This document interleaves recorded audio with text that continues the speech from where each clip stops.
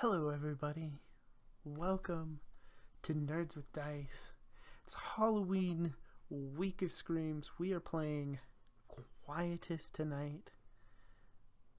It's going to be a lot of fun, but if you didn't see the content warning screen, this is a horror game, and it is described as a game of melancholy horror. So expect some possibly intense emotions and sadness. I do want to explain some of the rules a little bit for those who might be watching. So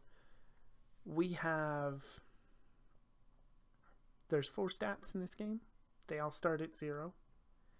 So as the GM, I have dread points. So when you roll the dice, if you get a consequence, if I can't think of one that fits the current narrative or just can't think of one, I can take a dread point and then I can spend that to make a consequence happen later. Or if I have enough of them, there's some other things I can do with them.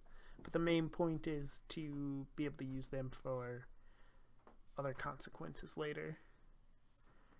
And then the player has anxiety, which is a measure of the character's mental state as the game goes on.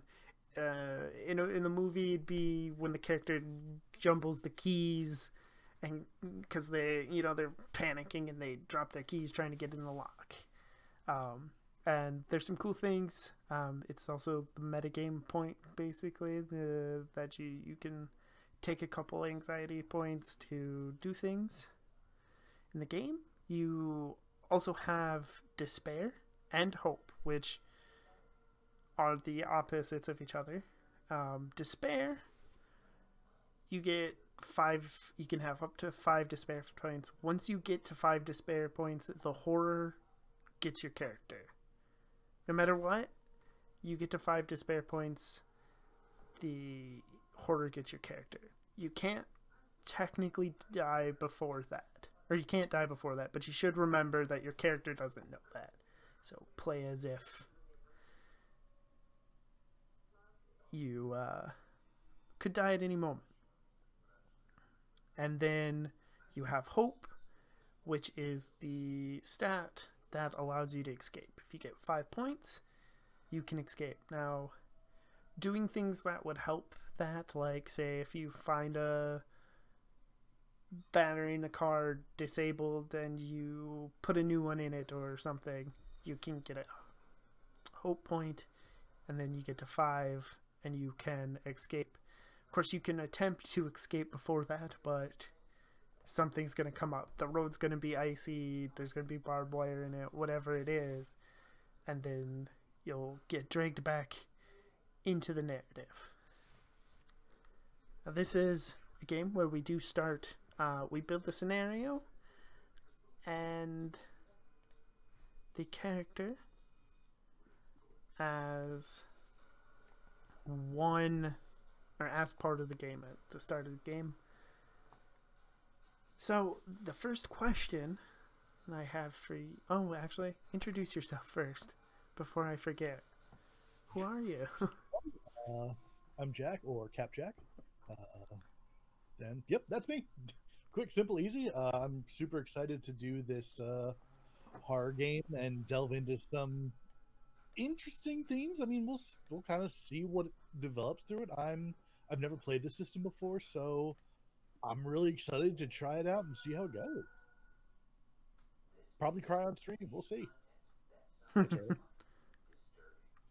Yeah. So the first question is, you're isolated somewhere. Where is it? Tell me about this place. So this is the one thing that I actually thought of ahead of time, is what would be good. And I'm thinking a summer camp, but it's like nearing winter, so it's off season for it. Okay. And this is a place I'm thinking that the person or the character went to when they were a child and they are an adult now. Okay. Why are you in such an isolated place? So I think they're there kind of as a recapturing that feeling that they had when they were a kid, that like those happy times that they had there. Okay. And on the other side, why does it pain you to be here?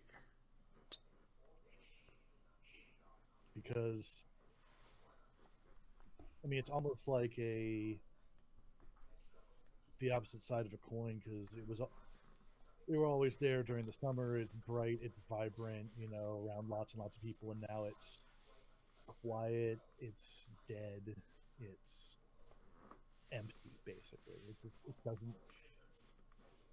It's definitely not what they were expecting or wanted. Okay. And what's your name?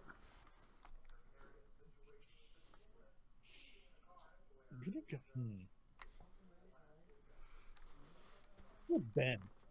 Ben? Ben. All right. And what's their pronouns? He, him. Okay. That in there. That way we all can see it. There we go. All right, and let's see what does Ben look like? Think about early 40s, a little overweight, thinning hair, some like thinning brown hair. They like they've done a lot of office work and did a lot of office work and a lot of sitting and not a lot of working out to compensate for it. Kind of dressed, you know, some like khakis, nice. No, they brought like hiking shoes and like a nice polo shirt kind of thing. But no, and a good jacket because you know it's winter. Okay, yeah. Let's see, what's the next question? Something went wrong yesterday. What was it? So they got here. They've been in communication with the caretaker, you know, letting them know they were going to be coming, and they got there, and the gate was supposed to be open. It wasn't, and they got it open. Got there, the power wasn't on. There's no hot water, and so it's just been kind of a nightmare. So they haven't they haven't like seen the caretaker that was supposed to be there, and that's been rather frustrating. Okay, so no caretaker. Just make sure get a note of that so I don't forget. Actually, that works out because the next question is there should be someone nearby, but there isn't. Where are they? Sounds like we kind of got our character. Don't know where they are. Let's see, and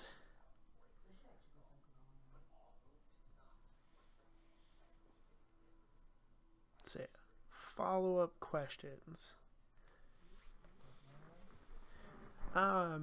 What's the state of this summer camp? I mean, it's in pretty good repair. It's a lot better looking than when Ben was there as a kid. But so like it's a lot more modernized. Like there's actually air conditioning, like theoretically, in the cabins. But definitely not winterized. but it's got some peeling paint. A lot of the maintenance that would normally be getting done is going to start in the spring, so it's kind of still in that bit of rundown state from being used all summer. Okay, so it's nice. It's a little more modern, but kind of in an in between state. Yeah, being taken care of. Okay. like creature comforts, but still kind of like rough it ish.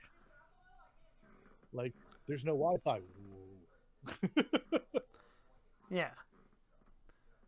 I imagine some summer camps nowadays probably have Wi-Fi, but yeah, Right? there's That blows my mind.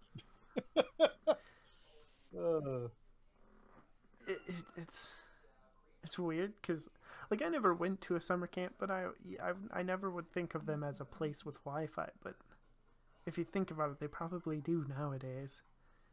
Yeah, that is a weird thought. Now, when I was going on, no air conditioning, no Wi-Fi. Heck, I mean, we were still using modems back then. There was no such thing as really creature comforts. Yeah. The screws on the windows to keep the bugs out, that was a creature comfort. That's about it. All right. Say, what's the name of this summer camp? Yeah, Cherrywood.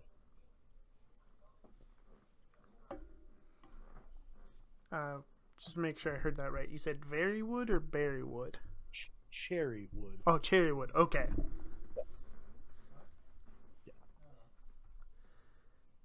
I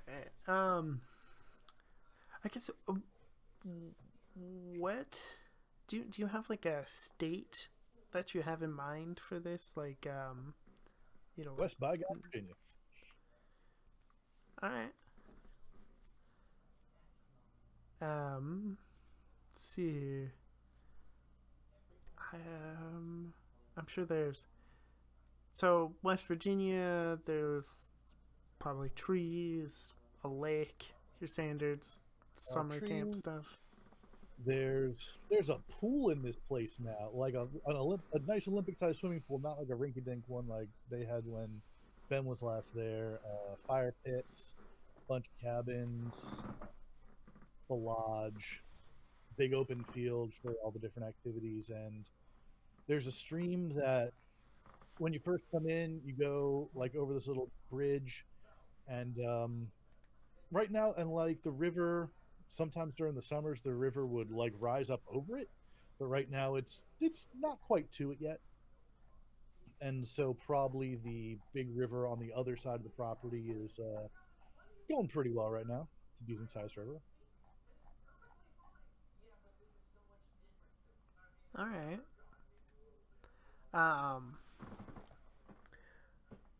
How does the big places like that, like that are usually full of people, when they're empty, when it's just you or a small number of people, they can feel more creepy, more isolated than normal? Like, yeah, being in like a big empty school is always kind of weird because you're like, where is everybody? Does the emptiness of this place lend to the feeling of isolation? Oh, absolutely. I mean, like I was saying, normally it's so bright and vibrant, but now it's old. The leaves have fallen off the trees, and the pine trees are they're still their normal selves, but the pine needles underneath, so it's this hush that falls over everything, so you can barely hear any walking. It feels so deadened. That makes sense. Yeah. Yeah, it does.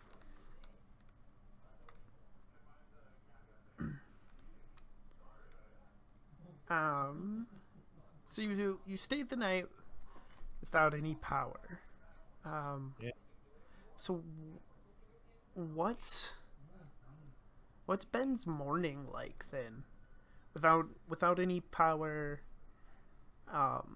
you might be able to make some breakfast because I'm sure it's probably gas stoves. Yep. and stuff, but like you probably don't have hot water without power and stuff. So, what's Ben's morning like? Miserable. So, go to the kitchen. It's a really nice, like, industrial kitchen, but there's not really much in the way of supplies, just because there's only really going to be one other person around, normally, and so maybe make a couple eggs. Couldn't find a coffee pot, so just some orange juice and some eggs. And go and try and take a shower, and it's just so cold. Made worse by the fact that it's winter and it's already kind of chilly. Yep. So cold, miserable, vaguely fed. Okay.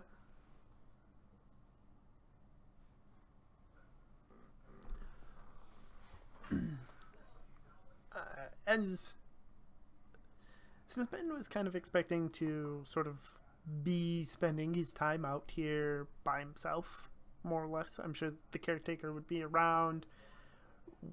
What did Ben have in mind to occupy his day?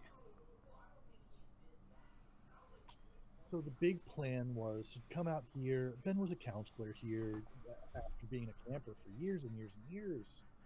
So this is a part of his summers. And, then you grow up, get older, the memories of camp fade away, and you just want to recapture that joy that you had every summer. And, that carefree feeling of walking through the forest. And their big goal is they're going to climb. There's a trail that leads up to a cliff, or it leads up to a mountain. So it's like backed up to a mountain, and it's a decent hike. It was a good workout when they were younger, and they're gonna make it up there to the rocks and kind of look over the valley and just try and again like capture that feeling of happiness they had that's been so sorely lacking in their life.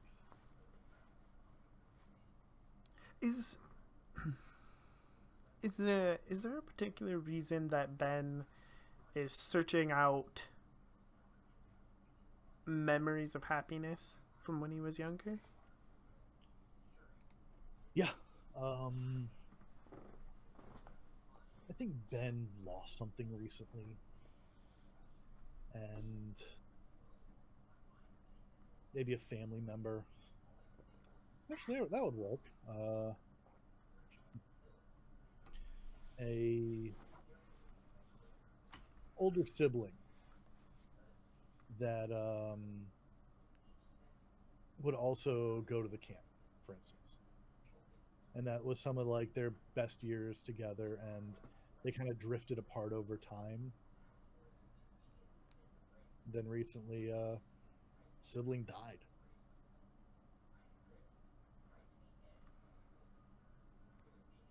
So did the sibling go with you to this summer camp when you were younger? Okay. Let's see.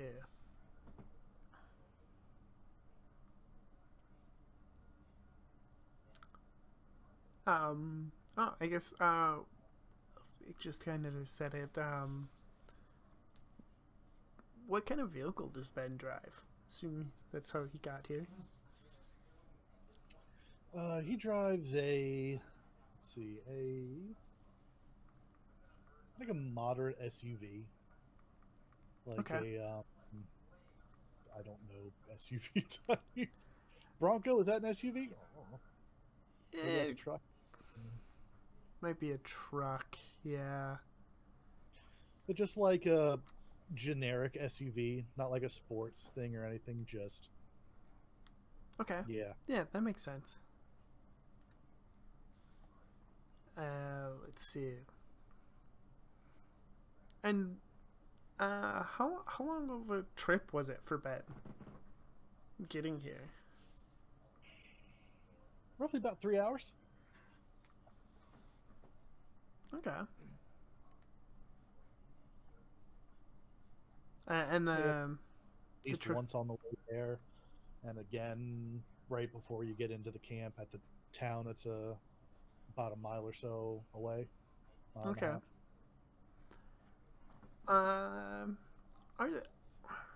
We talked about the caretaker who's supposed to be there, but is there any neighbors, like a farmhouse or another camp?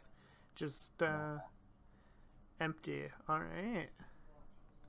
So basically, how I imagine this camp there, like I mentioned, there's that river when you come in, and that basically so the river goes more or less, it borders the entire camp, and then on 3 sides, and then on the 4th side is that mountain. So it's pretty well enclosed off, and so neighbors are no idea where they would be.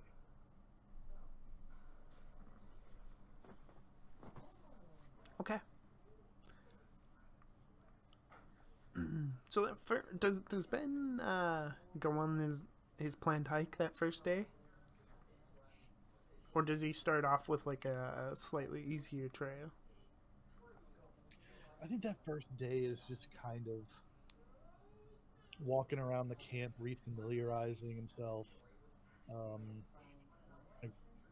like looking for memories. Like there's a sign in Book in the Lodge, and goes and signs his name there, flips back years and years and years of campers and things, and finds their sibling's name and their name from 30 years ago.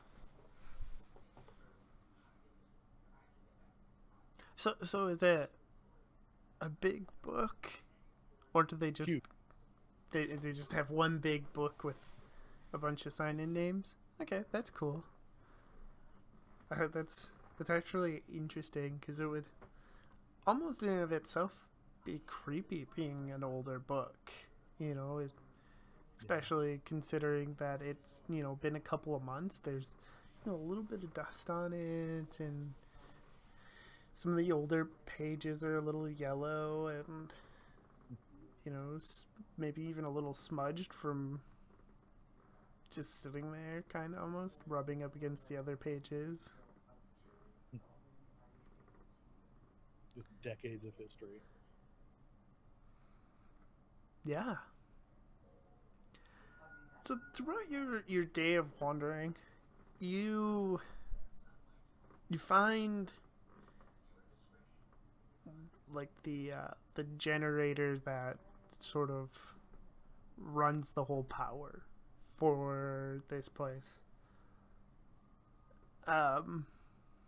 And it's in a little shed on the edge of the place. It's supposed to be out of the way so the kids can't just wander in. You can see that it's supposed to be locked up normally, like the shed is, but the lock's not on it, and the door is slightly ajar. And inside is sort of a kind of outdoor. There's a few tools in there, like a rake, shovel, stuff like that. Lots of cobwebs. And it's just got a dirt floor. It's not anything special. It's just mostly to keep some of the elements out and the kids out. The one of the buttons that you would use to possibly start this up is kind of busted and stuff. And so if Ben wants to start the generator and get some power going, it'll be our first roll of the game, and it'll be an uneasy roll. Now, Yeah, I'd say they're definitely going to give it a shot. all right, so I mean, there's a couple of tools around. Like, is one of the worries that like he's electrocuted by it or something? yeah, I mean, it's a generator. I would imagine I would be worried about it if I still was gonna monkey around with it. So A bunch of tools. Grab a wooden one and use the wooden tool to push the button. yeah, that's a smart idea. So to roll, you start every roll with just 1d6. Now Okay. you can add extra dice through several means, including uh, using a scar to uh, gain an extra dice. You can ask for help. Let me get to that page here so I can remember all the ways. Yeah, so you can push yourself on a tense and desperate roll. This isn't an easy roll. Yeah. You can work in an element introduced via a scar, so you can use one of your character's emotional scars to introduce an element that helps you, and you could. We'll probably have some side characters later. You can betray one of them to get extra dice. But this first roll, unless you want to open up a scar, would just be 1d6. Yeah, I can't see opening up a scar on pushing a button yet. Yeah. So let's give it a shot. It's a 4. All right. And a 4 is a mitigated success. Come on, work with me. I accidentally tapped a button and it reset me at the top of the PDF. No. So, yeah, you achieve a lesser version of what you wanted. And then, or you can try again, but it'll be a 10th roll. So, and I'll let you kind of choose. You can choose to have it to try again, and have it a 10th roll, which is just 1 up on the scale of the tension scale. No, I mean, kind of see what a mixed success looks like. Okay. So you'll go with the lesser version? Yeah. I mean, I'm pushing a somewhat broken button with like the handle of a rake. So, yeah, this is a big generator, and the button you're pressing, it turns on like 2 big pieces of the generator to power this whole place, right? When you push the button and like a little piece of more plastic breaks off on the button, and you see like a spark, and then one side chugs together, starts chugging along, the other side doesn't kick in. So you just have partial power to the camp. Now you don't know what that means or where you'll have power, but you don't have complete access to all the power. But you should be able to turn on some lights and maybe get a hot shower if you're feeling lucky.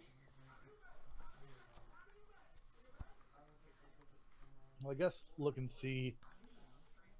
Yeah, let's figure out where the power came on at least. Okay. Yeah. Turn a heater on or something somewhere.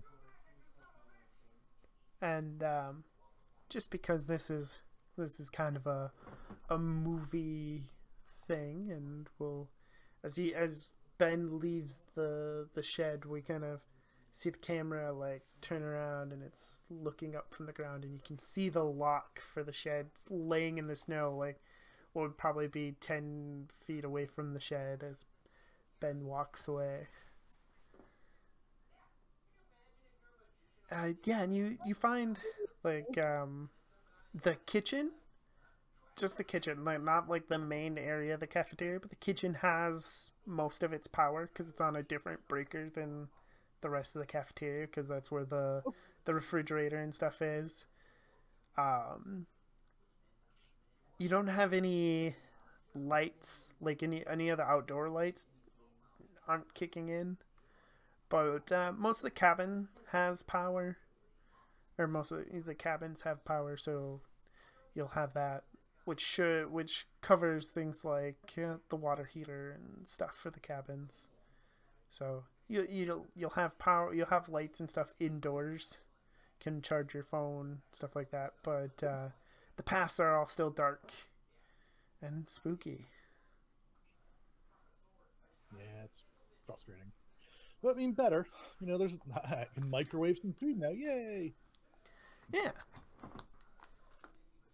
Oh wait, how were the refrigerators running? I guess they weren't. Oh, Yeah, I guess they wouldn't have been, but imagine Ben would have brought food with him because he would like yeah.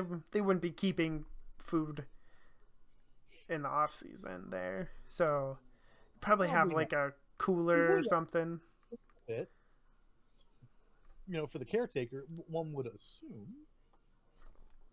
Yeah, I guess does the caretaker have his own like house nearby, or does he just live at the? They live upstairs in the main lodge typically, and the main lodge is connected to the like the mess hall and kitchen. Okay, yeah. And so is I guess that's a good question. Is Ben staying at the main lodge or just in one of the cabins? I think Ben would have gone to one of the cabins. Okay. Has Ben investigated the main lodge at all? Mm, very briefly. No, I guess they would have. You would have called upstairs when he first got there and not heard anything. So no, nothing past the first floor. So it hasn't gone upstairs yet. Okay. Yeah, and so like you know it's kind of odd because like the kitchen area and all that is it's not unused, like it's been used within like the last week or two, but you notice like as you're putting stuff away that you were expecting a little more disarray of somebody having used it more Yeah. recently. Hmm.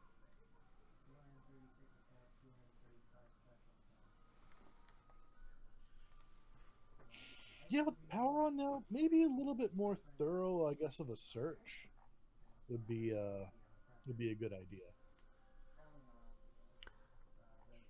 Okay. Yeah, so are Well, you is it? They uh got in kind of like later in the day yesterday. I would say Maybe it's there still was town or something. I think it's still, probably midday. Like it's not too late yet. You haven't been up too long. Yeah. Then yeah, I mean, not hearing any car come back or anything, or if I haven't seen another vehicle yet. Hmm.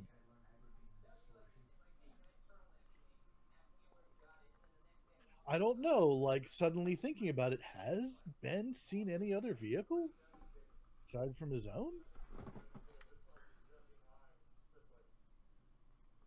Probably not. Like I think you got there, you didn't see the caretaker's vehicle, you called around, didn't hear anything.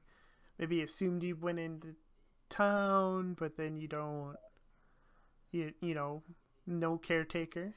And you're farther enough out that there hasn't been any cars. You're in an area that, you know, there's not a lot of traffic, especially this time of year, because even the land that, you know, where there are people, it's mostly their summer cabins, or, you know, a few miles down there's another summer camp or something.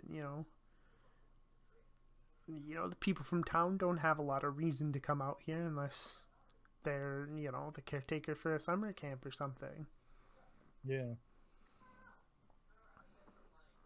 Yeah, maybe it's about that time to start looking around, because this is a bit weird now. Do you go upstairs then? Yeah. In the lodge? I think that would be the first stop at this point. Yeah, and then this is where, as you come up the stairs, you actually hear, now that the power's on, you hear a TV playing as you come up the stairs. It's probably just some movie or random show on cable. And none of the lights are on. And you see kind of a standard living space. You can tell it's kind of a bachelor's pad, right? Like, yeah. You live alone. You don't put necessarily too much thought into where you place things, because I'm the only one who lives here. But you do notice, like, there's like a little coffee table. You do see like a set of keys for a Jeep. That are there. And yeah, otherwise it's like, it's quiet and silent other for the TV, and it has that empty feeling. And there's a couple rooms that you assume one of them's like a bedroom and a bathroom, but the doors are closed on both of them.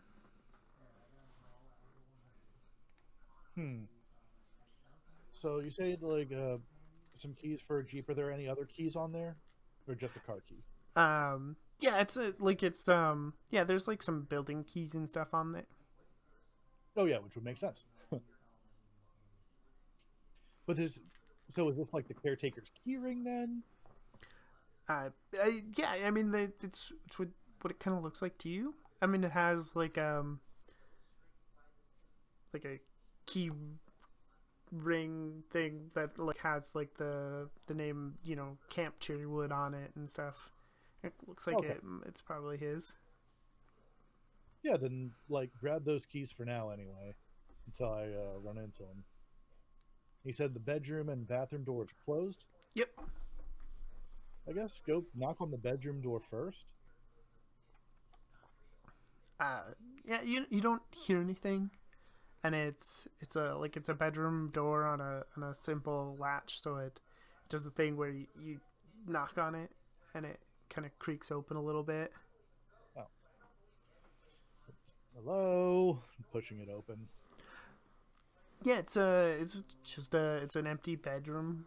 There's a second TV. This one's off. That sits on top of a dresser. One of the drawers is open, showing a couple of pairs of pants hanging out. There's an unmade bed, pile of laundry on the floor. Figures. Oh yeah, because they could have like gone to town to do laundry, because there's no laundry facilities on site. Yeah. Bathroom too. What was that? Check the bathroom too. Okay. Yeah. The bathroom is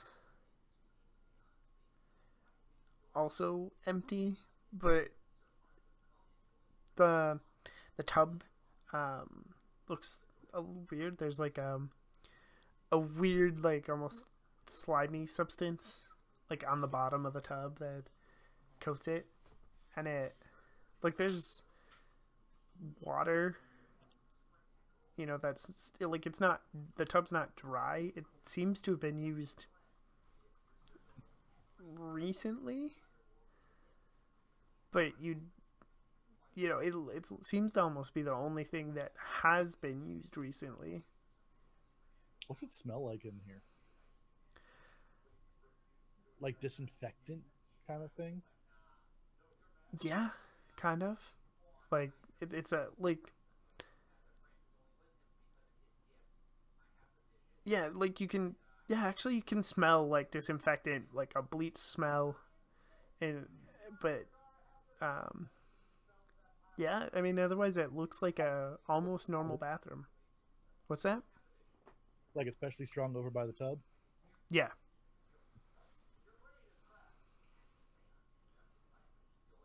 All right. Being a former Boy Scout, those little hairs on the back of Ben's neck are starting to raise a little bit. Okay. I'm just gonna close close the doors and turn that TV off. Okay. Yeah, yeah, and actually, when you turn the TV off, and then you actually hear somebody yelling, like from outside the, yeah, and you can now with the TV off, you can hear the sound of a vehicle idling, and they're yelling for somebody named Frank, which you would know is the name of the caretaker. Yeah. Frank, are you here? Frank. There a window in here that I can peek out? Yeah. Yeah, I'm gonna kind of like. At this point, I kind of don't want to. I don't know. Something feels weird right now, so I kind of don't want to let them see me, kind of thing. Yeah. Yeah, yeah, like you don't have to hang your head out the window or anything to look. You can just kind of pull the curtain back and look. Yeah. And there's like a drive area near where you parked that's for the main lodge that the caretaker probably would have parked in himself. Pass through, basically, you come up into there, past the lodges on the right, fire pits down on the left. If you go all the way around, fire pits on your left again now, and the pool's on the right, and then that would take you back out to the main road. Yeah, and down there is a younger gentleman. He's at best like late 20s, 28, 29. He's dressed for the weather. He's got like a rugged Carhartt, with some oil stains on it. And behind him is parked like a nice tow truck.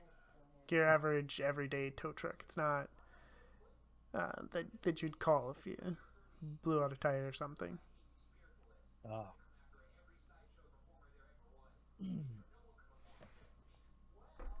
All right, I think I'll go downstairs and go to the front door then.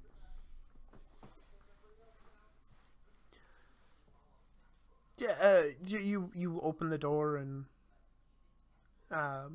you kind of startle him for a moment because he seems to be expecting Frank, and he's, who are you? Hi, I'm Ben. I was supposed to meet Frank here last night, but I haven't seen him yet. Oh yeah, okay. Yeah, Frank was telling me that you're supposed to stop by. You haven't seen him. He wasn't here last night. No, it's kind of weird. The power wasn't on. I just tried to turn it on a little bit ago. Yeah, no, I was just upstairs looking for him, and I haven't seen him. Who are you? No, actually, that's why I stopped by. I was just over. I haven't seen him in a few days either, and I had to go help his his mama back in town because she blew out a tire in her car again. And she said she happened to mention that she had tried calling Frank and couldn't get a hold of him. So I thought I would, drive out here and see if he's here or anything. I mean, you want to help me look? I was just in the process of. Yeah, I can help you look. His car's not here either, huh? You haven't seen his Jeep? No, it is a Jeep. Okay, no, I haven't. Got his keys though. They were upstairs. Well, that's weird. You know what? Maybe if his keys are upstairs, let me get on the radio. There's another guy with a tow truck in town. I want to see if maybe he helped him out with something. Yeah. Otherwise, I do know that there's a spot down by the river that he likes to hang out with. You can spot it because he usually keeps he keeps his camping chair and some stuff out there. Usually got a cooler up against the tree. Yeah, it's a good place to sit. Yeah. At least during the summer. Yeah, well, he goes. I found him out there in like 35-degree weather before. Sometimes I don't know what is going through his head, but I guess he just likes it out there, peace and quiet, I guess. I'll catch up to you if you head on over there. Yeah, I'll go check it out. He climbs in his truck and gets on his radio and is looking to see what he finds out. And yeah, you head over down. It's like 50 feet from the bridge or so. You see there's like a small grove of trees, and sure enough, there's a cooler, just like a red normal cooler that keep a few beers in, and a folded up camping chair sitting there.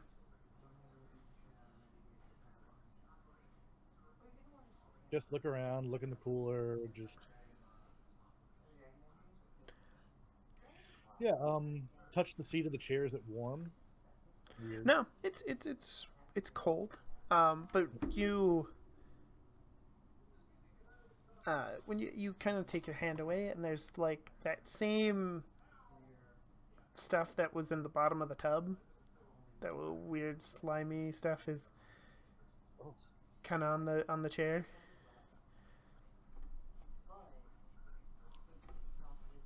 Weird. And the cooler, nothing unusual. No, just a couple cans of beer. There's no ice in it, probably because it's already pretty cold out, so it doesn't really need ice anymore. Yeah. Yeah. Otherwise, everything else looks pretty normal over here.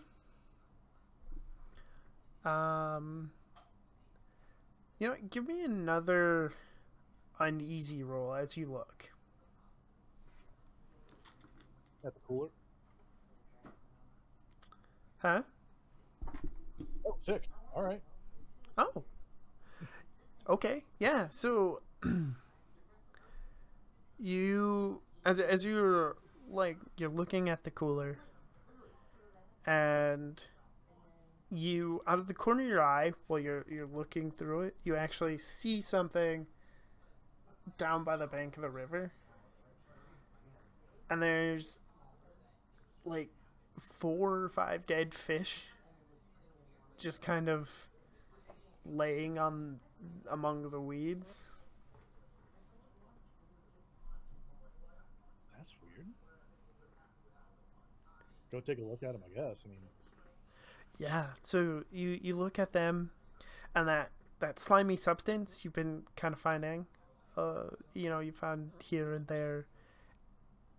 It's on the fish, but here it's different. It's like veiny branches are like covering the fish.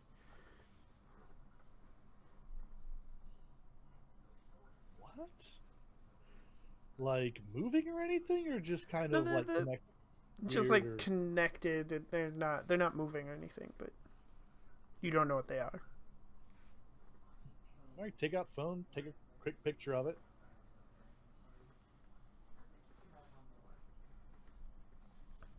Okay. It's weird. And yeah, head on back to truck guy. Yeah, and you get back, and as you come walking up, you hear anything? No, I saw some weird gunk on some fish and his chair, but that's about it. Huh. Yeah, take a look. Just show the picture. Oh, well. That's mighty gross, but I've never seen that before. Huh. Yeah, it's in the tub upstairs too. Well, that's... It smells like kind of bleachish, I guess. It's weird. Huh. Is there some kind of like fish sickness up around here? Not that I know of. Not that I've heard of. Huh. You know, maybe I should collect them fish and take them into the vet in town and see what's up with them. Okay. You said his cooler's down there, right? Yeah, some beers in there. Okay, and he'll get some rags out of his truck and go down there and collect the fish. He'll just throw them in the cooler and close it up. And before he leaves, he goes, and scribbles down his like cell phone number, and if you hear from Frank, you just give me a call and let me know that you heard from him. All right? Yeah, totally. Still haven't gotten your name. Oh, hi. I'm sorry, Chris. Chris, good to meet you. All right, yeah. Double check real quick. Do I have signal? You have like 2 or 3 bars, and there's a phone in the main lodge. Yeah, landline. Yeah. All right, yeah. As soon as I find him, I'll give him a call or have him give you a call. Yeah, totally. All right. Yeah. Thank you. And if I find out anything, I'll either stop by and give you a call. Okay.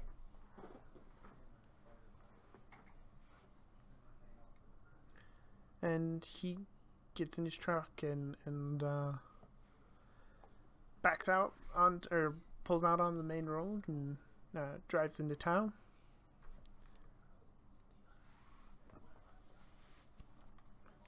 Imagine it's been feeling a little weird now, and stuff seems a little off. More and more so.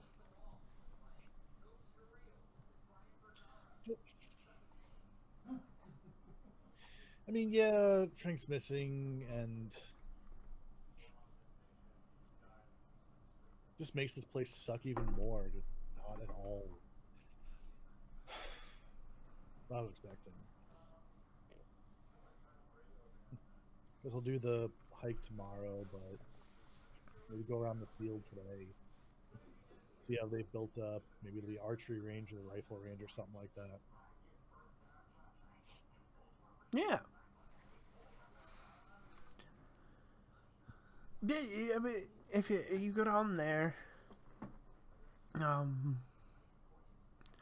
are the archery range or and the rifle range, are they new, or was it something that was there when Ben was young? Oh, it was definitely there, but I'm sure it's been built up way nicer by now. Yeah, it's like the archery range isn't just hay bales for targets anymore. It's some actual things. There's you can actually see where there's a pretty nice looking shed, even really nice place, sturdy locks where they probably keep the rifles and the archery equipment, at least during the on season. It may not be in there during the off season. I guess I wouldn't keep it there during the off season, but That's probably the I mean, normally it would have been stored back when Ben was a counselor. In between times and or at the end of the season, everything would get cleaned up and then put in the barn, like storage above the kitchen area. yeah, okay, yeah, that makes sense. Just kind of a more secure area. Yeah, but yeah, I mean, there's a really nice building. Like there's some picnic area where people can stop and like kind of watch people maybe eat. It's out of the way. Of course, there's the actual rifle and archery range. Yeah, a lot nicer than it used to be. And while you're out there, you notice a fox in the field, and it's just watching you, and from where it's quite a bit away from you, but you can tell it kind of looks sickly, right? Like there's something off about the fox, and it's just watching you. It's not running away. It's not doing anything.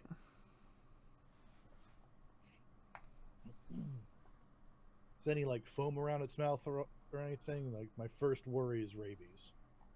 You don't see any foam, and it doesn't seem to be acting aggressive. Yeah, I mean,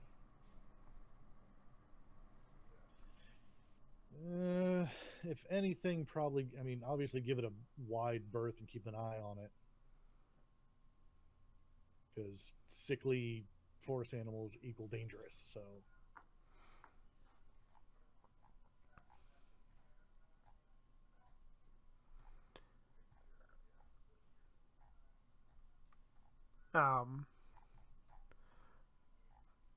Kind of trying to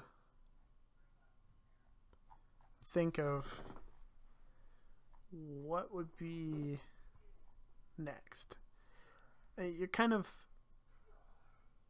you're gonna wait till morning to start your hike, right? That's what you said. yeah, I think so. Okay. Let me see here. I think that's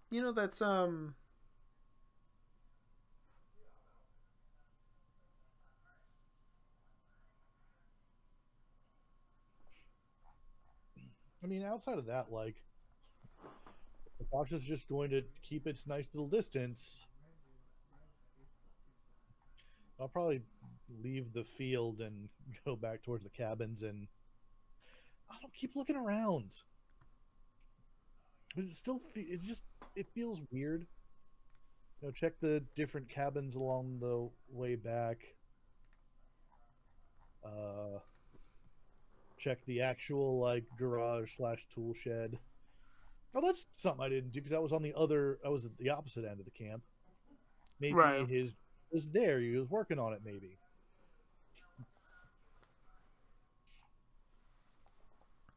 Yeah.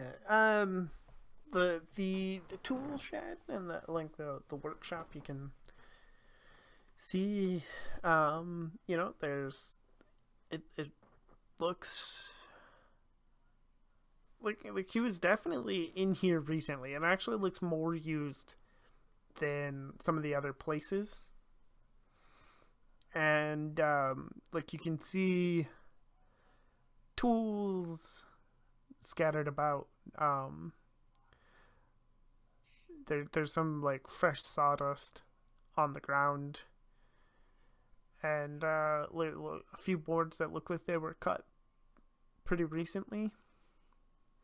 And again, and actually, you find like some beetles like scattered under the ground that, and they all kind of seem like the fish, right? Like something is over them. Like they're not just dried husks. They're kind of, they look kind of wet and slimy, but they're definitely dead.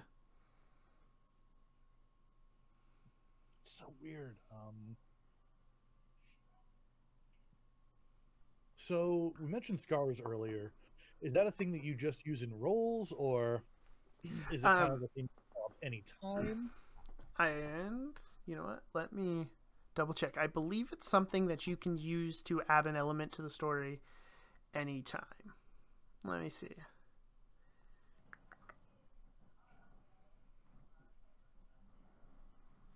There we go. Page 22.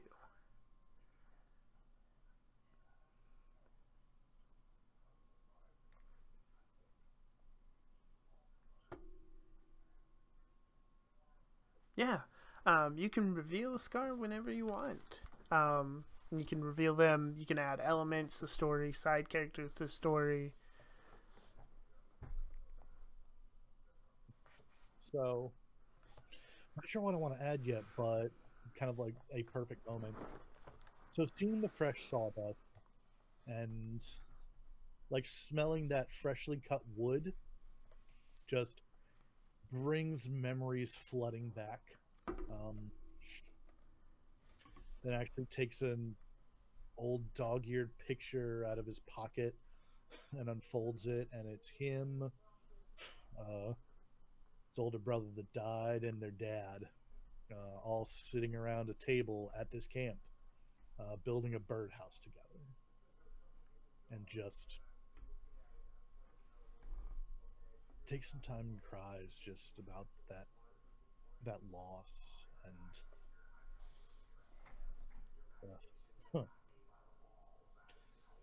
I guess for things to introduce, woodworking tools. Yeah. Okay. Yeah, there's like some good quality woodworking tools in this shop. Okay. Don't know what I'm gonna do with them yet, but it's a story element to add. And so this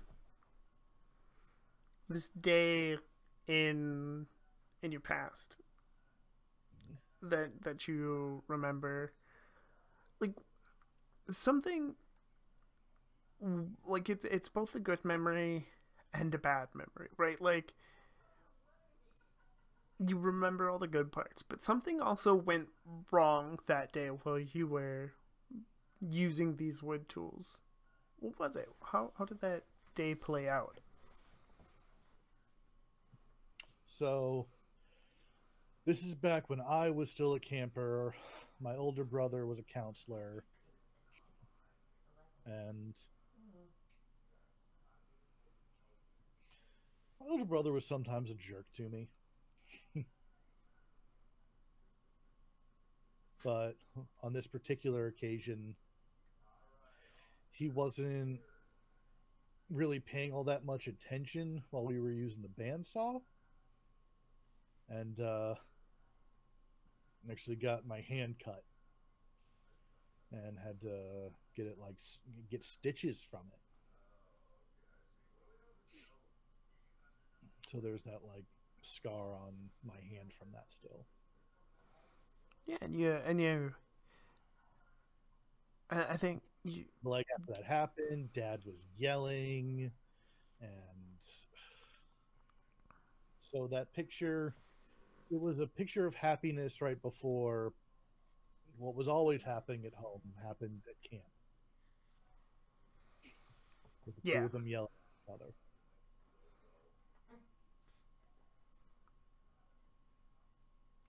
All right. Yeah, so there is a story element added. There are high quality tools to be used.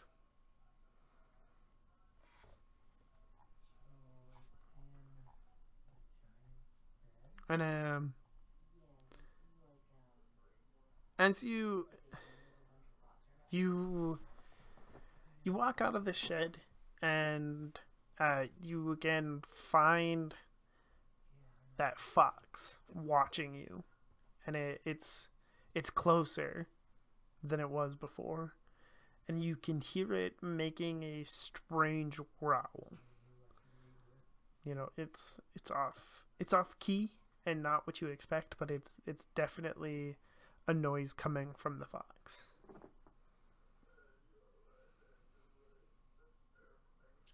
Seeing as we just established some really good tools in here, Ben's like gonna reach back and grab a shovel. Okay. Yeah. Kind of like have it kind of at the ready, because now it's growling and now it's close and now that's concerning. Yeah, and the fox runs at you. You don't know what its intentions are, but it is running at you. It's growling. And if you want to make a roll to defend yourself, it would be a tense roll. All right, so is it just one dice or two, since I'm using a story element from a scar? It's 2 dice. Ah, cool. That is a 1 and a 4. So you get a mitigated roll, and so yeah, because you take your highest dice, so it's a 4, and the fox, you swing the shovel, and instead of hitting the fox, it recognizes danger, and it turns and runs away, right? And it runs back to a safe distance, but it doesn't leave entirely. But it ran back to a safe distance, and it got close enough that you can see that it had like that weird kind of moldy slime was kind of left in its wake, right? Like in its paw prints and stuff.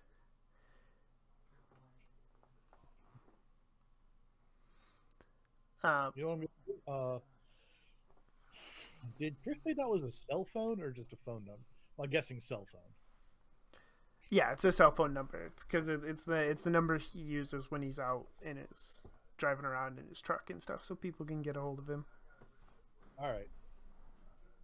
So gonna take, still holding the shovel, but gonna like take the phone and like zoom in on the fox and take a picture, and text that picture to Chris. Okay. Say, hey, this is Ben at the camp. That same weird stuff is on this fox. I guess let the vet know. Yeah, and you actually get a text back. It's like, okay, we're talking to DNR. Be out there in a later. Seems to be a fungus. You know, like a really quick abbreviated stuff, and then it says that he'll be out there to check on you and stuff later. Okay, thanks. Still no sign of Frank. Ben. All right. Do you just go back to the main lodge now, or do you wander around some more? if I try and wander elsewhere, what's that fox doing? You'll notice that it follows you a little bit.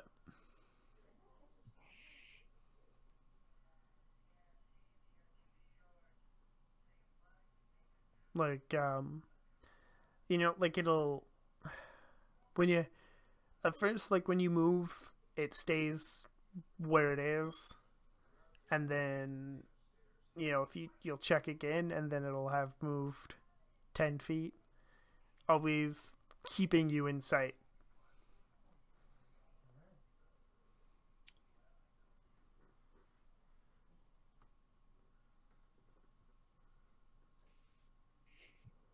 Yeah, I mean, if Chris is on his way back, I'm gonna head back to the lodge.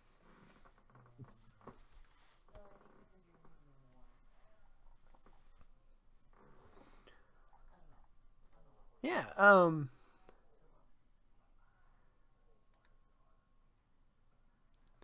Back in the lodge, you know, you have your lights are on and stuff.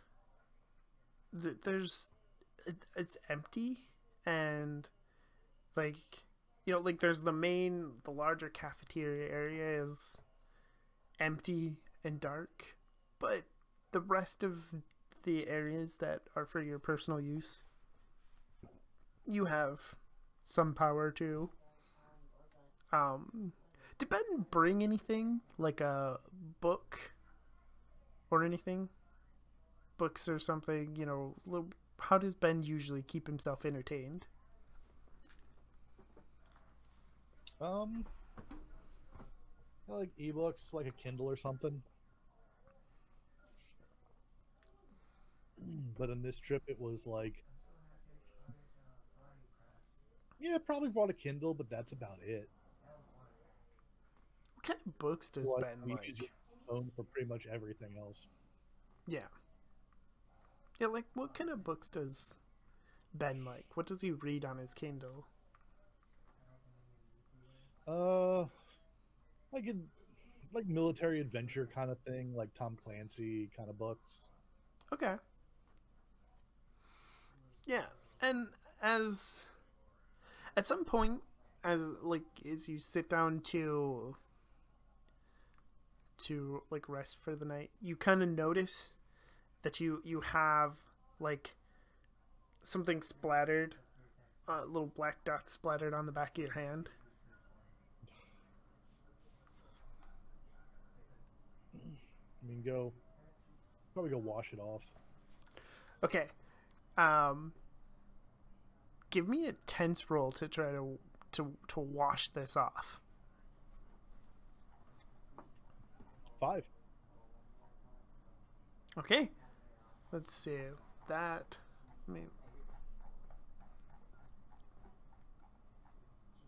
tense roll 5. Okay, so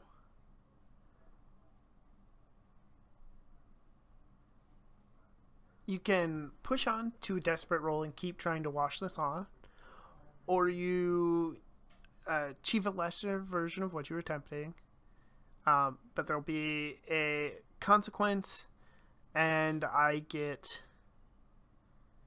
a point of dread. Ooh. So it's not coming off. No. Oh, and you know what? I'm gonna, because I should have done this earlier. You have a point of hope.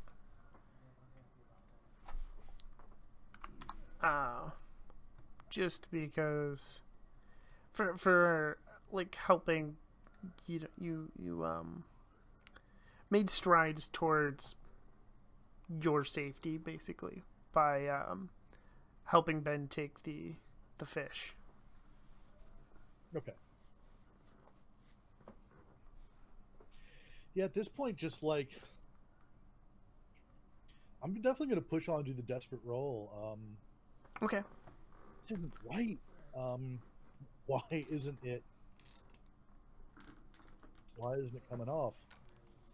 All right. Yeah. So you try harder to wash it off. All right, yeah. Roll a desperate roll. What I'm actually thinking of doing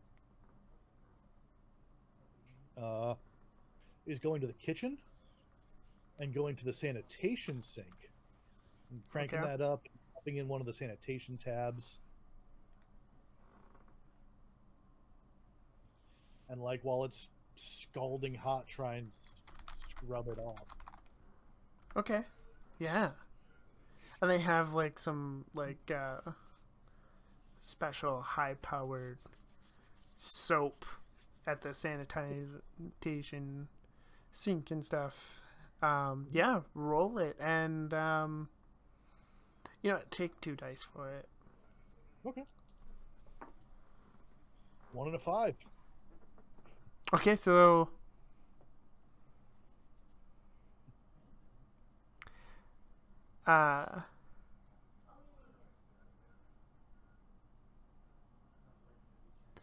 so you achieve what you wanted, right? You get a 5 and you get it off. But on a 5, instead of 1 point of dread, I take 2 points of dread. Ooh, nice. And let's see. And the player also chooses to suffer a severe consequence, or to raise your despair by 1. I think I'm going to raise my despair by 1. Okay. Yeah, I'm not quite ready for a severe consequence yet. But, just this is extra stressful. Yeah, that makes sense. Let me double check.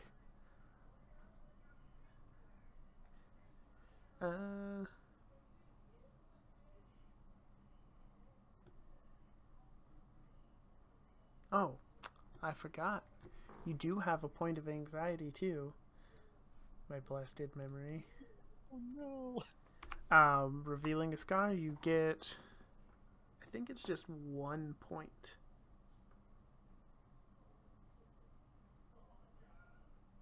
Yeah, I believe it's just 1 point. I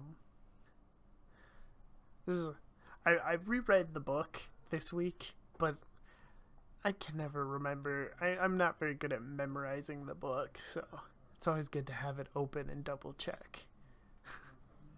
So yeah, you have feeling a scar, you have a point of anxiety, point of despair. Actually, we're pretty balanced right now. Got anxiety, a little bit of despair, a little bit of hope, and that's kind of where we're at in the story. Yeah.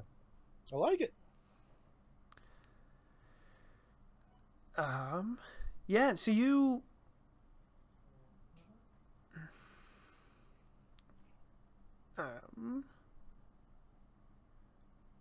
yeah, it takes red arm. It takes a couple hours, but you hear Chris' truck pull up into the driveway, and you hear the door slam, and he comes out, and you hear him knocking on the door. Go to it with the shovel and open it. Hey Chris, watch out for that fox. It's been following me around. Oh, yeah, I seen that thing when I was sitting at the end of the driveway when I came in, ran off into the woods. That's the same fox you sent me a picture of?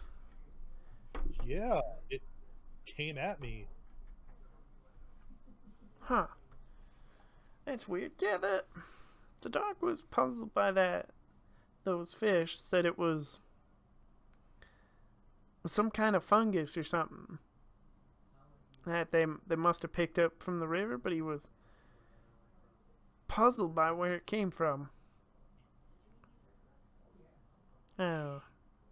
And that fox must have, I don't know, he must have picked it up from them dead fish or something, scavenging on them or something.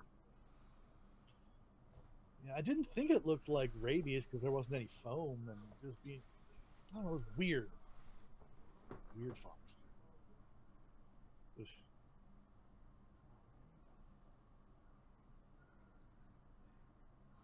Yeah, and the whole thing's kind of weird. And no Frank, huh?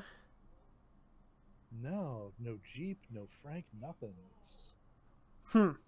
I even checked over at the garage and nothing there. Although it looked like he was cutting something recently, like some wood. I don't know why. I haven't seen anything new being built. Huh. Yeah, I'm kind of late in the season to be starting any projects. Unless it was Oh, a personal project, I guess. Hmm. That seems odd, though. Hmm.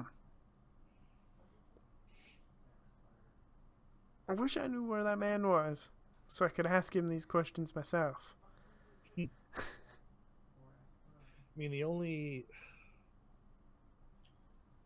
places I haven't checked are a couple of the cabins and like the storage barn over the kitchen. That's it. Hmm. Yeah, Im- I can't imagine he'd be in the cabins or up in the storage barn. Everything should be locked away by now. Not much use to go in there until spring. Yeah. Hmm. Well, uh, you gonna be here okay here tonight by yourself? I'm sure we could get you set up at the motel in town if you really wanted. Yeah, that's probably not a bad idea, honestly. I don't know. The last thing I want is Fox to come crawling in here in the middle of the night. So yeah, let me just. I got my stuff over in cabin 2. Okay, yeah. Um, yeah, no, I'll help you get your stuff, and we can I'll lead you over there so you see where help you find the hotel. It's not too hard, or well, it's a motel, but it's not too hard to find. But I'm sure they got a vacancy for you. All right. Yeah, just need to grab my bag. It's nothing much. All right, Yes. yeah. So you pack up and you head into town for the night, and you go to the motel, sleep there. There's not like a restaurant or anything in town. There's just like a bar that you can order food from, and you can walk over there and pick it up or eat there, whatever you want.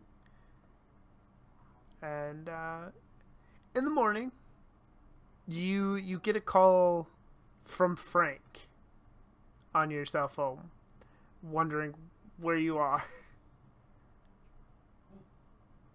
You know, Where have you been? I was there yesterday and the night before and didn't see you. Chris came looking for you too and didn't find you. Oh my gosh, I'm so sorry. I have your keys. oh, yeah. It's fun. I couldn't find the damn things the other day, and I've been carrying my spare around with me, and I meant to be there. I left a note, but I see that it seems to have fallen off the door here when I must have done that before you got here. I apologize, but I'm sorry. I mean, I probably should have looked harder. Hope I didn't worry. Hope didn't worry Chris over nothing. I'm sorry about that. You're there now. yeah, I mean, if you're good to come back out here, I'm here now, and awesome. It'll be good to see you, and I hope I'm not, I hope I didn't frighten you or anything by not being here. Yeah. So you know, there's kind of aggressive fox there. I don't know if you need to like call animal control to handle it or something. Yeah, I might. You know, that thing's been lurking around here for a while. I guess I probably should get somebody on that thing. Well, Yeah, too bad. don't I know. was. Situation out here is, but yeah. Yeah, I'm sure. I'll have to call Martha over at the DNR. I'm sure, and see if they can look. I'm sure they'll probably. Did it still look sick to you when you seen it? Oh yeah. Yeah, they're gonna want to take a look at it then, I suppose. All right. Well, you just yeah. I'll see you when you get it back out here, and I'll take care of calling them. All right. Thanks, Frank. I'll see you soon. Yep. And that's where we're gonna take our break. All right. And yeah, so we'll be back in. Not a problem. No, why would it be a problem?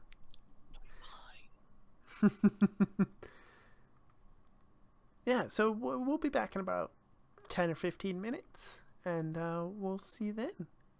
Enjoy the music. Make sure to get up and stretch yourself.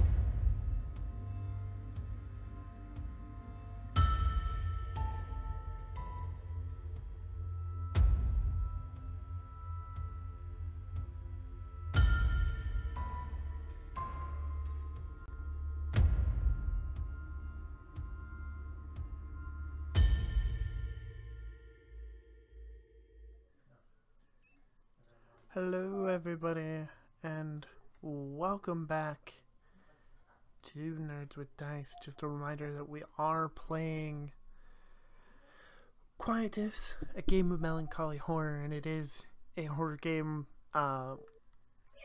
So make sure to, take care of yourself first. I wish I could give you an exact content warning, but any number of things could happen. So, blood, death are all potential things that could happen as we go forward. And I want to make sure that you take care of yourself first, as much as we enjoy having you as a viewer. Now, Ben was driving back to Camp Cherrywood after getting a phone call from Frank. Yep. And when you get there, Frank is standing on what would be the front porch of the main lodge area. And he's older gentleman, maybe in his 50s or so. He's wearing like a mechanic's jumpsuit or janitor's jumpsuit, he's losing some of his hair, but he still stands pretty tall, and at first glance he looks pretty normal. And on the way over, figure would have just sent off a quick text to Chris. Hey, heard from Frank this morning. He's fine and at the camp. Yeah, and by the time you get back, you get a text that says, thanks for letting me know. Glad to hear he's okay.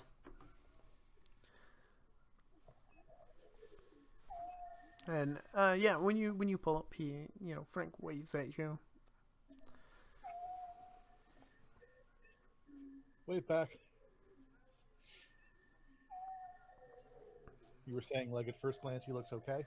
Yeah, he looks okay. Doesn't look sick. He's not covered in slime or anything.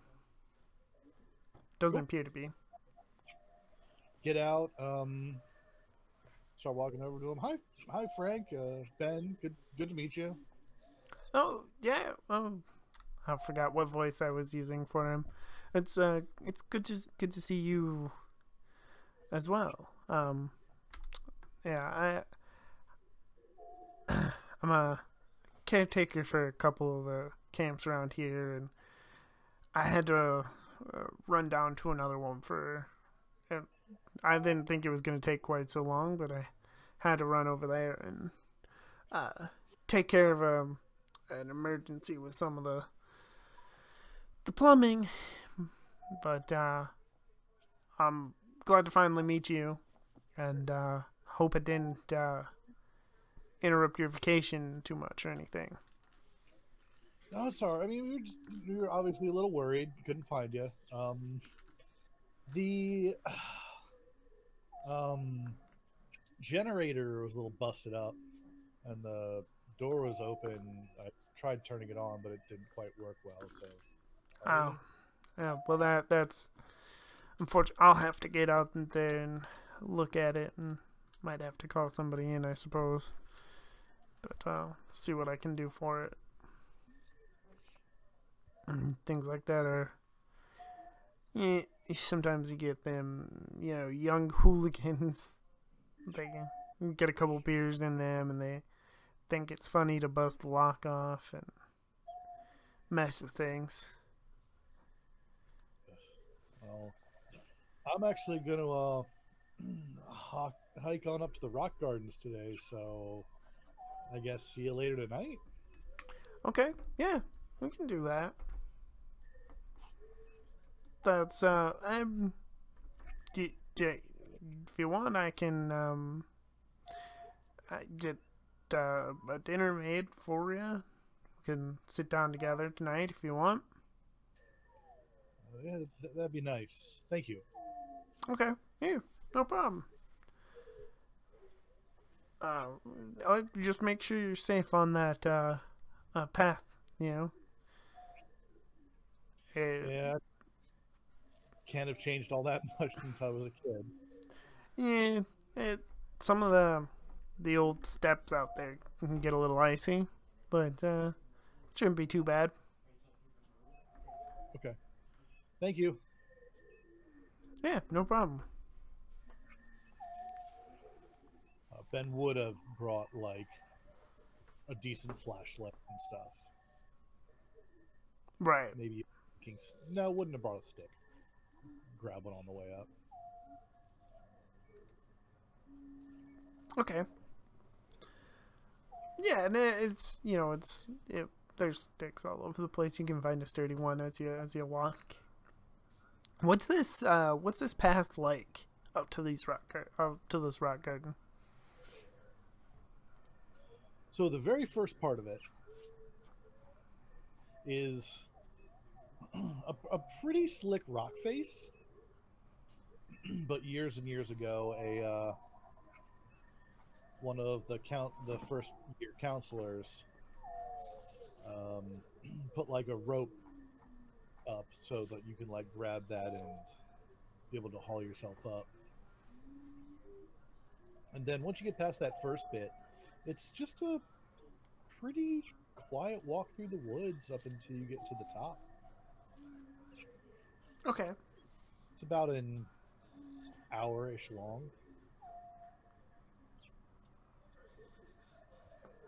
And what's the rock garden look like?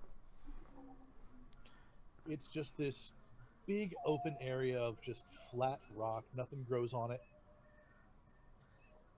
And it has the most beautiful view of the valley and mountains and everything. It's very peaceful.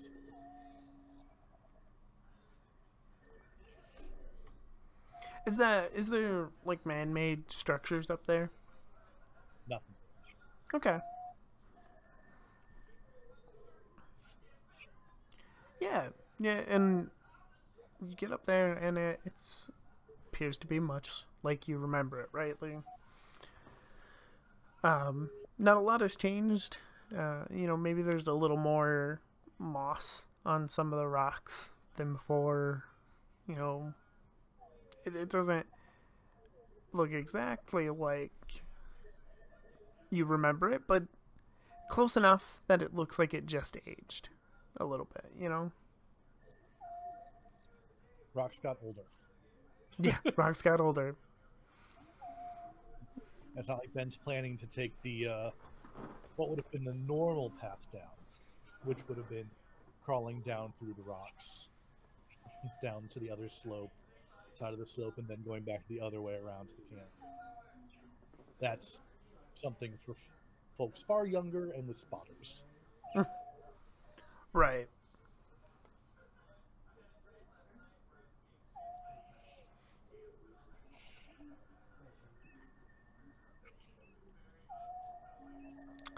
I'm actually going to Go ahead. I'm going to spend a dread point here. Oh. And I think what happens is while you're up there, just like spending your day, right? There's like not even a hole, almost just like a change in the path, right? Like where a rock used to be that somebody kicked out or something, and you roll your ankle just a little bit, just enough that it's a little tender, and it'll make it basically what'll happen. Like, you don't lose dice for having an injury. Instead, it'll make some of your rolls more tense or desperate. If you're trying to run on a rolled ankle, you're gonna get a little bit more of a tense roll. Yeah. I'm glad I picked up the stick then.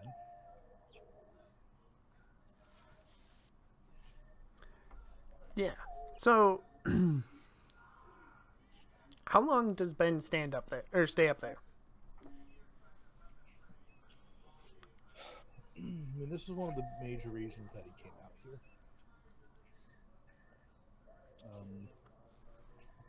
In the bag that he brought with him is a bunch of stuff, old pictures, journal of time from camp. Just him, his brother, like up on this mount on this rock face, with old grainy picture,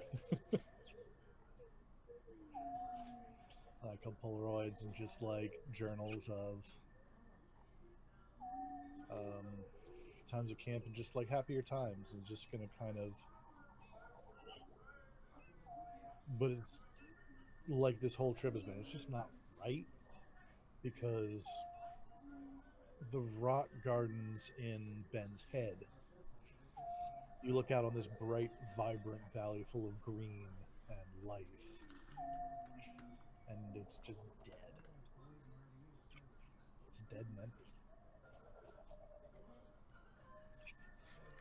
Even so, just probably a couple hours. If only to catch enough breath to get back. Right. Okay.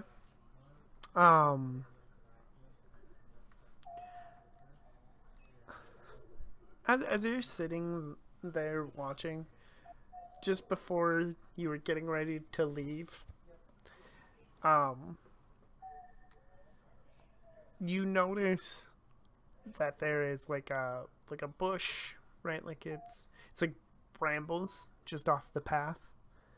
Mm-hmm. And of course it's cold enough now that the leaves are stripped and it's just the branches and stuff. But you notice that it is acting strange, right? Like there's not much of a breeze at the moment, but it's swaying back and forth like it's trying to build momentum to reach out to you.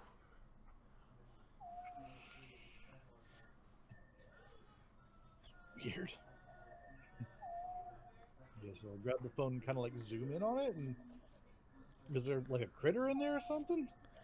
No, but you do see that inky, weird fungus on it.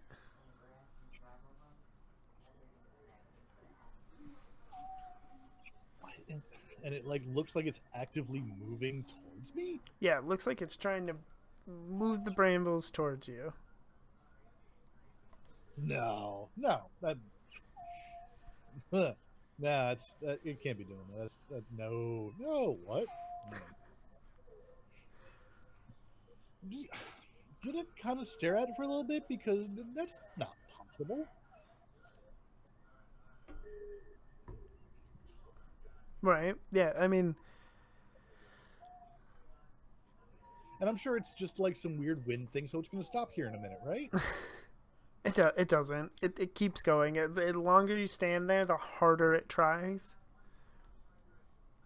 But the branches are only so long, so it like gets close, and then kind of snaps back because it's like swinging towards you. But it doesn't stop. Well, as you stand there, it just keeps trying. What the? Go to Google what makes a branch do that, and I'm sure there's no cell service. Yeah, no, you climbed up high enough in that there's no more signal. So just, fine, that away.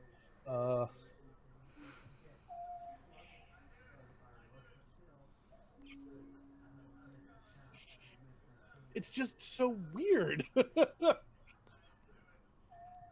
Like, on one hand, I want to like stay out of the way of it, but on the other, I kind of want to smack it with the stick and see what it does.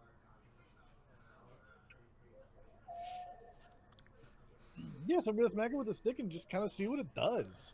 Okay. Yeah,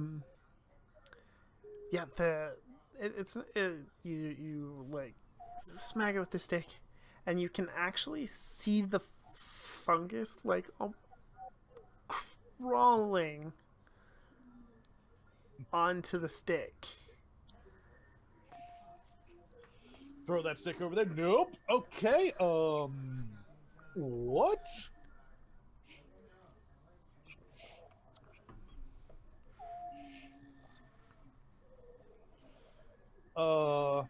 I think it's time to go. Okay. It's not me in the trail, right? You didn't see it on the trail. And Well, no, it's this, not... Huh? What was that? this particular. No. No. Okay. It seems clear.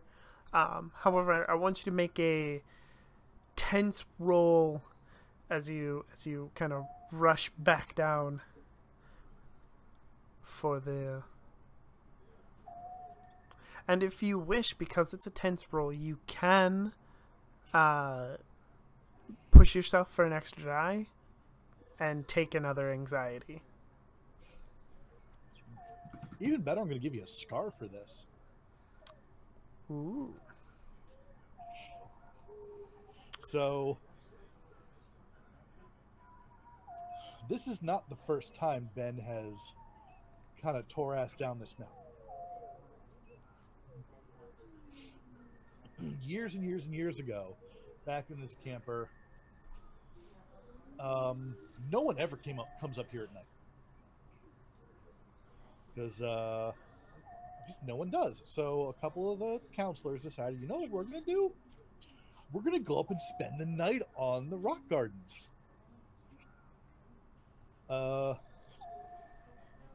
Because someone was looking at some old maps and saw, wait a minute, it's not called the Rock Gardens on the map. It's called Devil's Gardens. We're going to go up there and we're going to tell all sorts of cool ghost stories and stuff. It's going to be great. So a couple of campers went up there. You know, made a fire, had some food, were singing songs and having a blast, right? And then some noises started. Like some weird rustling in the bushes just outside the lights. And then there was growling. And there's not supposed to be like growling creatures out there. But no matter how much they shined lights, they couldn't see anything, but they could hear growling all around them. So they gathered together in like this little ball and just slowly walked back down the mountain, singing hymns as if to like push away the devil that was clearly chasing them, and followed them all the way down. The problem was, you know, it was dark and a bunch of scared teenagers. One of the kids actually broke his arm on the way down. And it was, and oh man, when they got back down, like the older counselors not only made fun of them the rest of the summer, but they got in a lot of trouble because somebody got hurt. Oh, yeah. Yeah. Who got hurt? Was it your brother? Was it you? Was it a close friend? It was a friend. It was a really good friend that Ben had made at camp. This guy, Jeremy. They were like best friends at camp. Okay. So Jeremy broke his arm from it. All right, and yeah, so roll. It doesn't say you can't do both, so you can take the 2 anxiety and get 3 dice to roll. 3 dice is your max. Ooh. I'm just gonna stay at 2. Okay. I'm gonna brave it. We'll see if that was a good decision or not. It's a 3 and a 4. Okay. Oh, yeah, the dice wouldn't make a difference. A lot of mitigated successes here. So this was a tense roll, which means you said 4. Achieve a lesser version of what they were attempting. Suffer a consequence, and the GM takes a dread point. Or you can push it and make this a desperate roll as you attempt to get down the.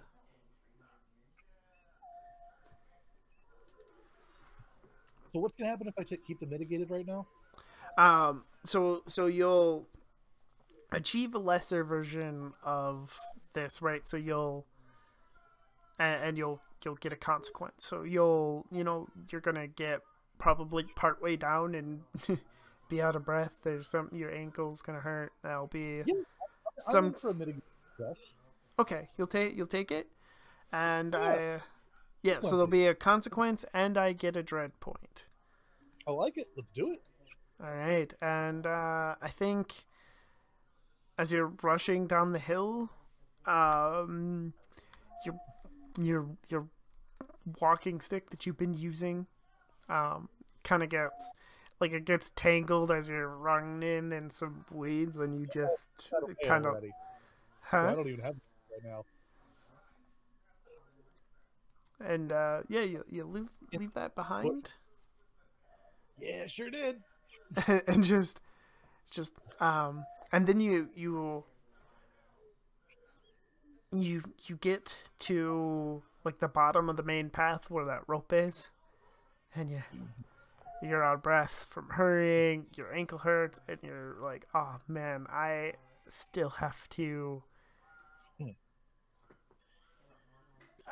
climb down this rope. And typically you do not go down this direction because it's dangerous to go down this way. Okay.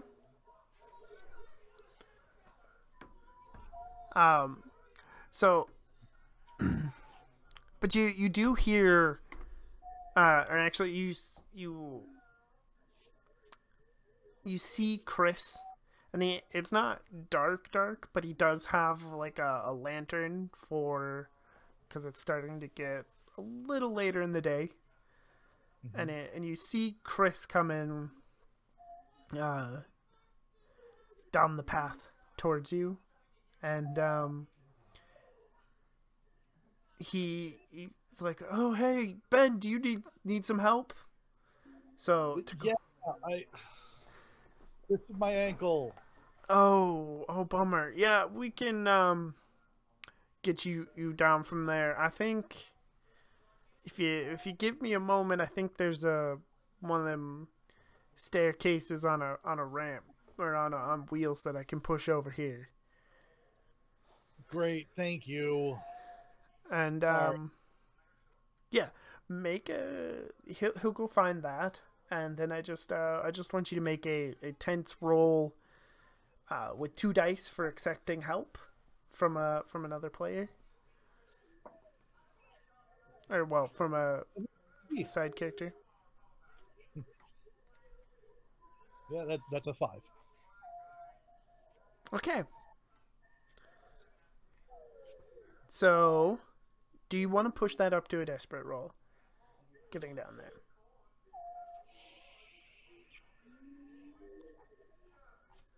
I mean, kind of look around. Is anything else being weird up near me right now? I'll say hear that bolt of adrenaline's worn off. Oh, let's see. You're at anxiety 2. You're not sure, right? Like you look back and you're like, I don't think anything's weird, but it's getting later. There's shadows, and you feel that low-level anxiety of like, I don't want to be up here. Something is probably there. Experience when he was a kid. Yeah, I'm gonna push on a desperate one on this one because it's that really old fear just torn open. Okay, now since we're going to desperate roll, one of the things that if you're say continuing to take Chris's help, do know that you'll get the extra dice, but at a desperate roll, if you fail it, he'll suffer the consequences for it, right? Like Chris will die then, right? Because it's a desperate roll. So if you were to get a 1, 2, or 3 as your roll, that side characters die then. But you don't have to accept his help, and you can, like, we can say that the stairs started to tip over and you started climbing down the rope or something. And then you'd be doing it by yourself. But it's up to you. If I take his help, am I rolling 2 or 3 dice? You'd be rolling 2 dice. And then you could push yourself with anxiety for a 3rd dice. Increases your chances on a desperate roll. What's that? I'm going to take the help and push myself. Okay. Things up. Increase I've your... been pretty stressed out right now. Okay, yeah. We'll see what happens. There's a 6 in this pile. Alright, a 6 on a desperate roll is... And that's it's gonna be good for you. So you get down safe. At first the ground's not even, and so when you step on it, the stairs kind of start to rock. But Chris, you know, he does his best to stabilize it himself, and you're able to rush down. You know, you don't wait. The stairs seem kind of stable, and you just bolt down there. But I do get a point of dread because it was a desperate roll.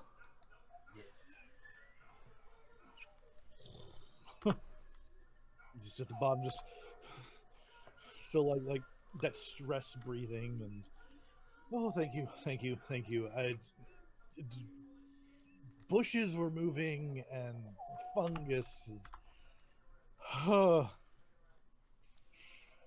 And they'll give you a point of hope for getting to safety.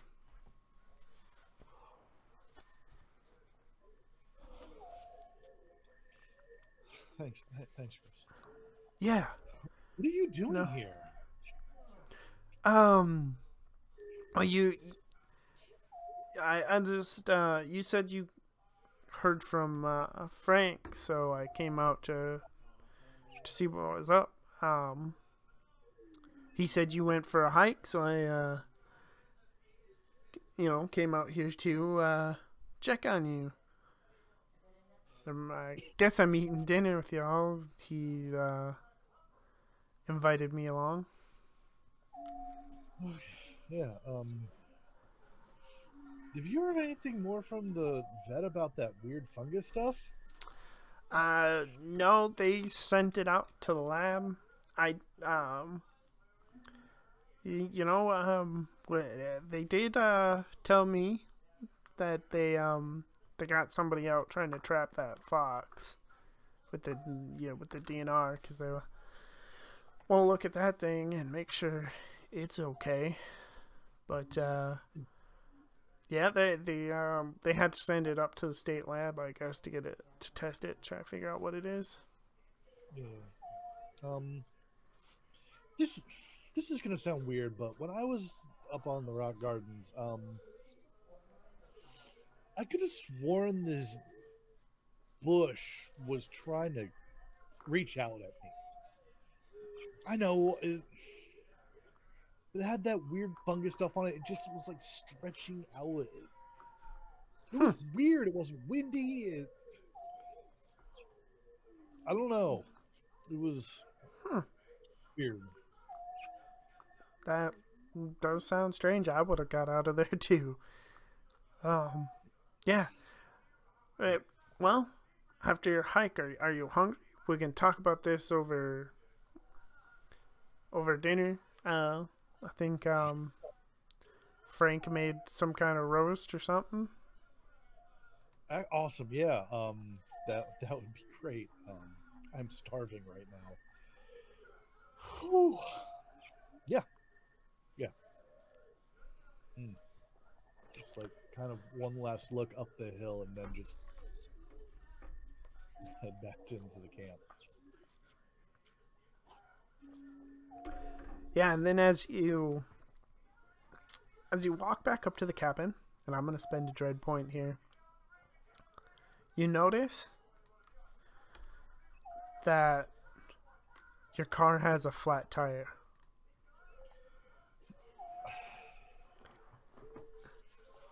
Well, it's a good thing you're here, Chris. I've got a flat. Yeah. We'll eat and I'll get you fixed up. Shouldn't be too hard. I got a patch kit in the truck, so we can get you fixed up. Not too big a problem. I will have to charge though. Oh, of course. Yeah, of course.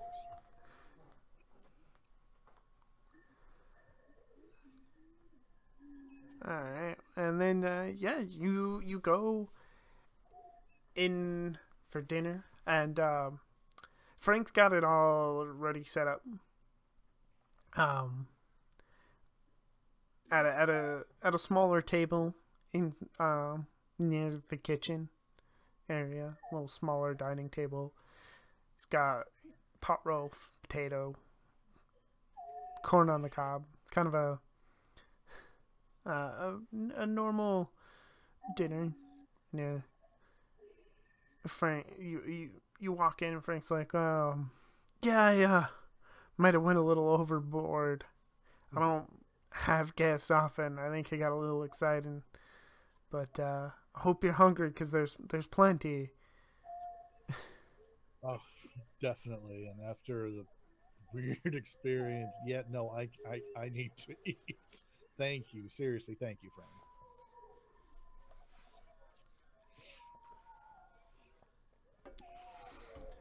Yeah, and you sit down to eat, and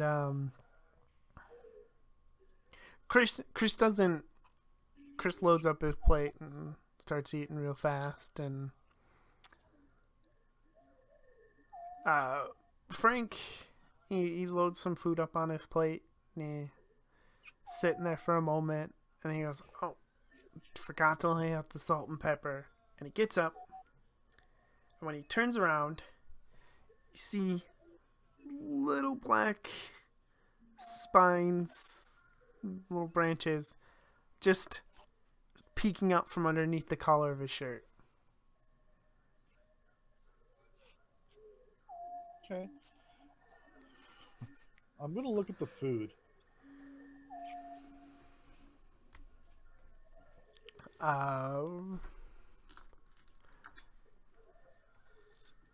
Give me an uneasy roll to look at to like try to find something, see if something's wrong with this full food. 1. Oh, that's fun. Not for me.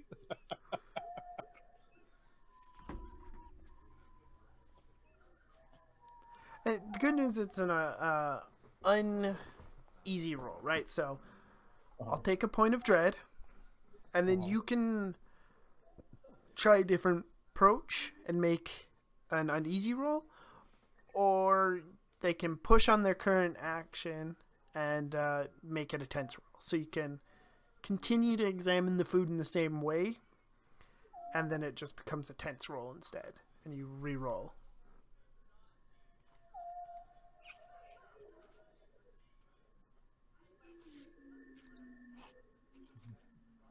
But if I look at it a different way, I can do it. You can make another uneasy roll.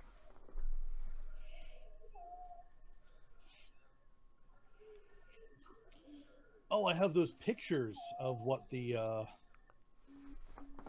molten stuff looks like. So yeah, like I want to do like a quick comparison just to see if it's in the same thing. Okay.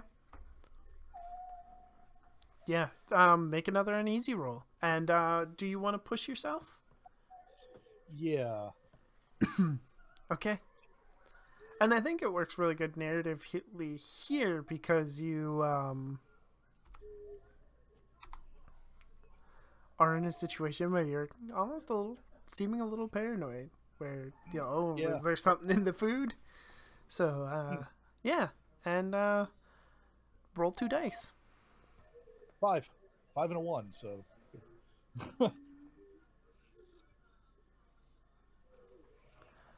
So,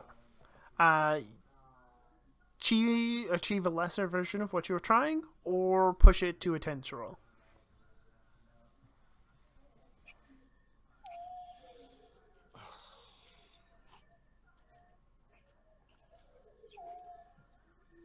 Like, after doing it twice, I mean, I'm gonna take the lesser version. Well, no, I saw those weird marks. Now I gotta push it. Okay. Do you want to spend another point of anxiety to get 2 dice? I'm at anxiety 4 already, right? Yep. And 5 is everything goes poorly for me. Nope. 10 is when you get 10. You can take 10 anxiety before. Once you get to 10, you're panicking, and then everything's a desperate roll. So you still got some anxiety. It's there. I'll take the anxiety, and is that going to keep me at 2 dice or 3? That'll keep you at 2. All right. 6. Okay. Yeah. So you're using the picture, and you're getting desperate, and you're examining it, and you scoop up a glob of like gravy and potatoes, and you are sure there's a little bit in there. There's a little bit of fungus, in your food. Is Frank still in the kitchen? Yep, Frank's in the kitchen getting the salt and pepper still. And Chris is chowing down. Yep. Just look over at Chris and be like, Chris, stop. What? The food's good. Something wrong? Yeah, look. Just like point at the fungus. Oh, was that in your food? Yeah, it's in the food and it's on Frank. It's on his back. Same stuff as on the fox. And all the brambles up the rock garden. Something's not right. And Frank comes in, and he's got the salt and pepper shaker in one hand, and you can see that he must have been like, you can see like where he was scratching his arm and pushed the sleeve up on his arm, and you can see it poking out, and Chris sees it too, and he stands up and he's, Frank, you feeling okay, bud? Oh yeah, I'm fine. Why are you asking this? Is something wrong? Did I mess up the food or something? He's kind of looking at both of you when he says this. I need to run to the bathroom real quick. In the lodge, right? Yeah, it's just back there. Are you feeling okay, Ben? Sorry, yeah, I had a rough time up at the gardens, just losing my brother, and this weird, I don't know, bad memories. I'm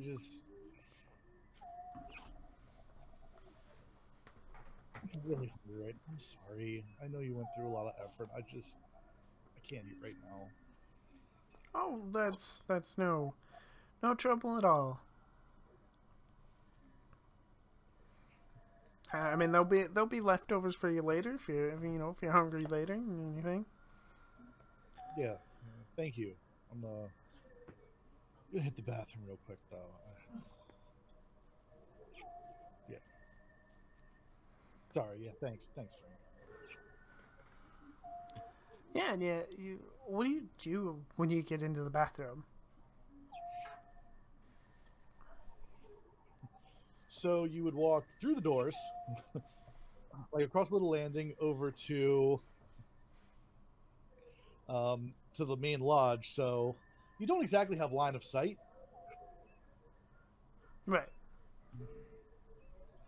but I'm going to stop and go over to one of the windows and kind of like look back in and see what they're doing at the moment. At the moment, Chris is arguing with Frank, and you kind of hear like muffled voices through glass of Chris being like, "I think you need to go to the hospital. No, I seen it on your arm, Frank. I don't think you're okay." And Frank seems kind of like jovial. No, I'm fine. You're overreacting. It's nothing. It's nothing at all. But of course, as you watch Chris, he's getting more and more insistent, and he pulls out his phone, like he's gonna make a phone call, and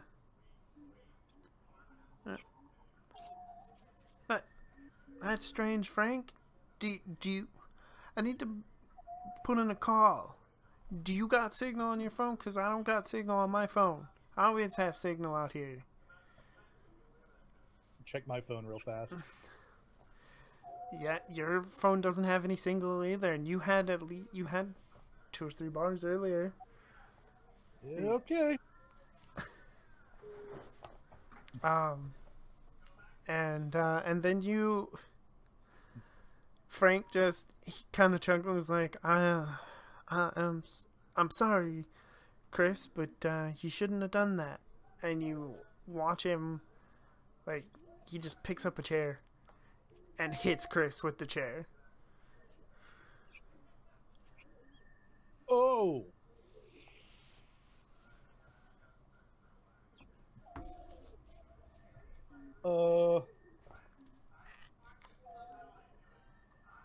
Nope. Ben's out. Okay. So go out the front door. Chris's truck is there, right? Yep, Chris's truck is there. So there should be a toolbox on it. Yes. Let's say try and grab like a crowbar and or hammer. Okay. Something heavy.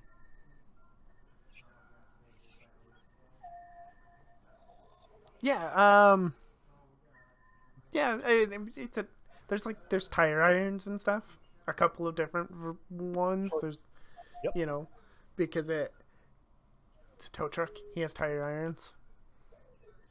There's probably also like a big wrench or two, if you'd rather have them. But yeah, you can find them. They're just in the back of the truck. You know what? Take a tire iron and put it in, like at the small of the back through the belt, and then just take one of the like wrenches. Or no, if there's a crowbar would be best. Okay. Yeah. There's a crowbar as well, and you can have those. I feel like actually this probably I'm gonna have you reveal a scar to get those elements. Actually, I think that makes a lot of sense. I like it. Let's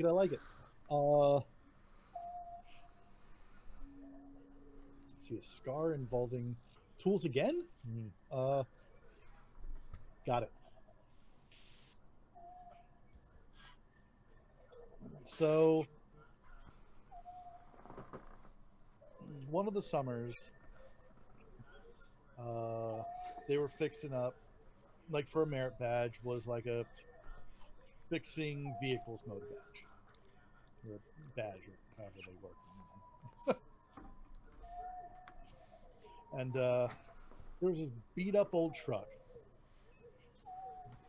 and the engine needed fully stripped out, cleaned, and all put back together. And it was a fun family activity.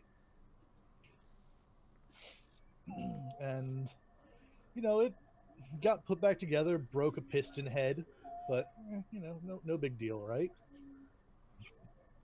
I got everything put back together, and the first time testing it, the timing was off, and so it kicked a fire in the engine. Oh. While Ben was like in the engine and like singed his face, burned his eyebrows off. And so he so he got like hurt doing that and had to take a couple days just to recover. So yeah. So knows his way at least a little bit around tools, but is also a little shy around them now because right. of at least engines and stuff or car stuff because of that. Okay. Yeah. So you got a crowbar and a tire iron.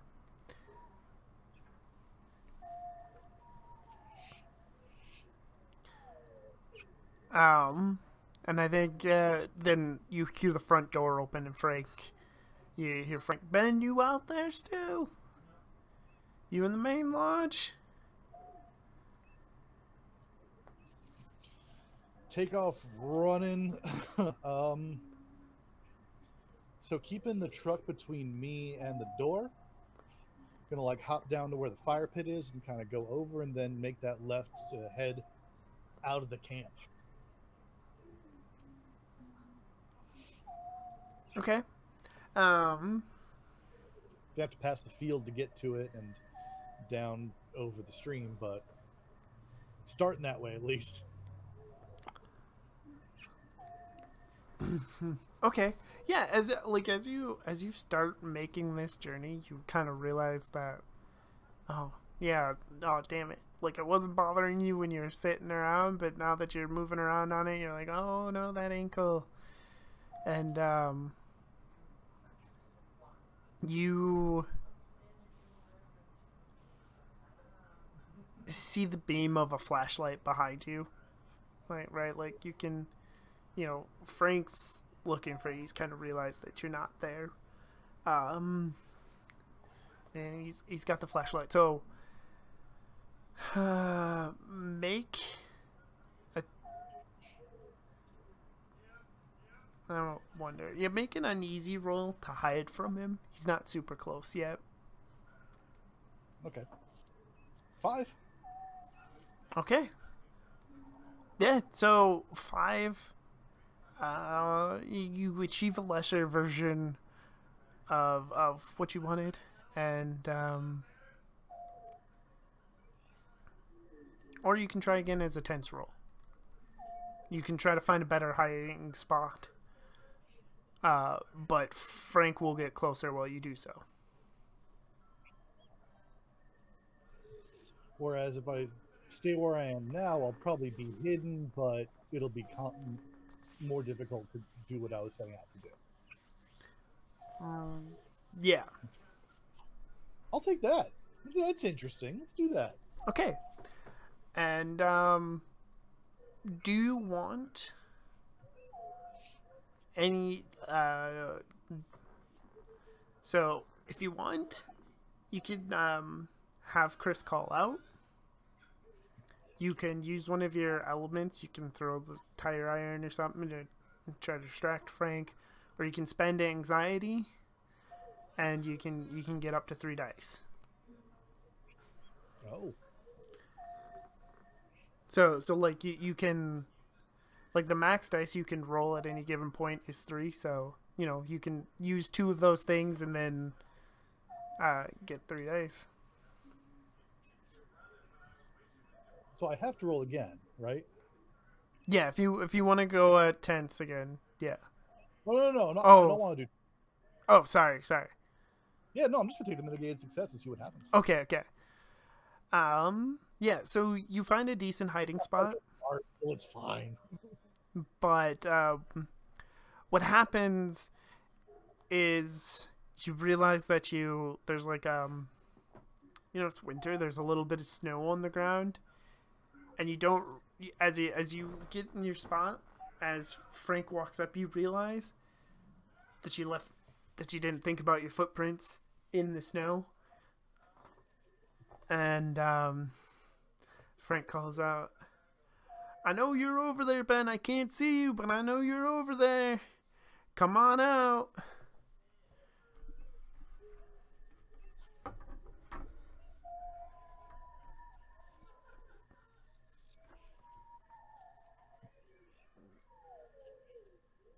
Let's see, how can I get away from this?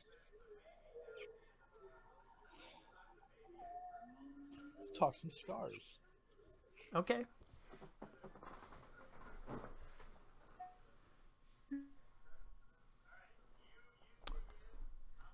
What are you thinking for a scar?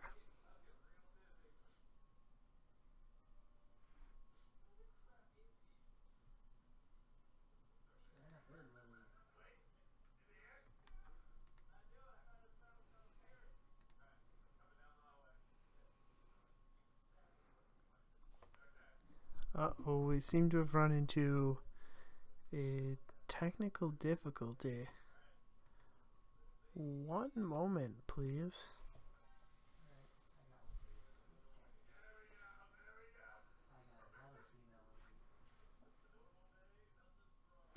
Okay, well, I'm going to put us on the break screen for a little bit, and I'll try to figure out what's going on. We'll be back in a moment. Oh, never mind. There we go. You're back. Oh, I see.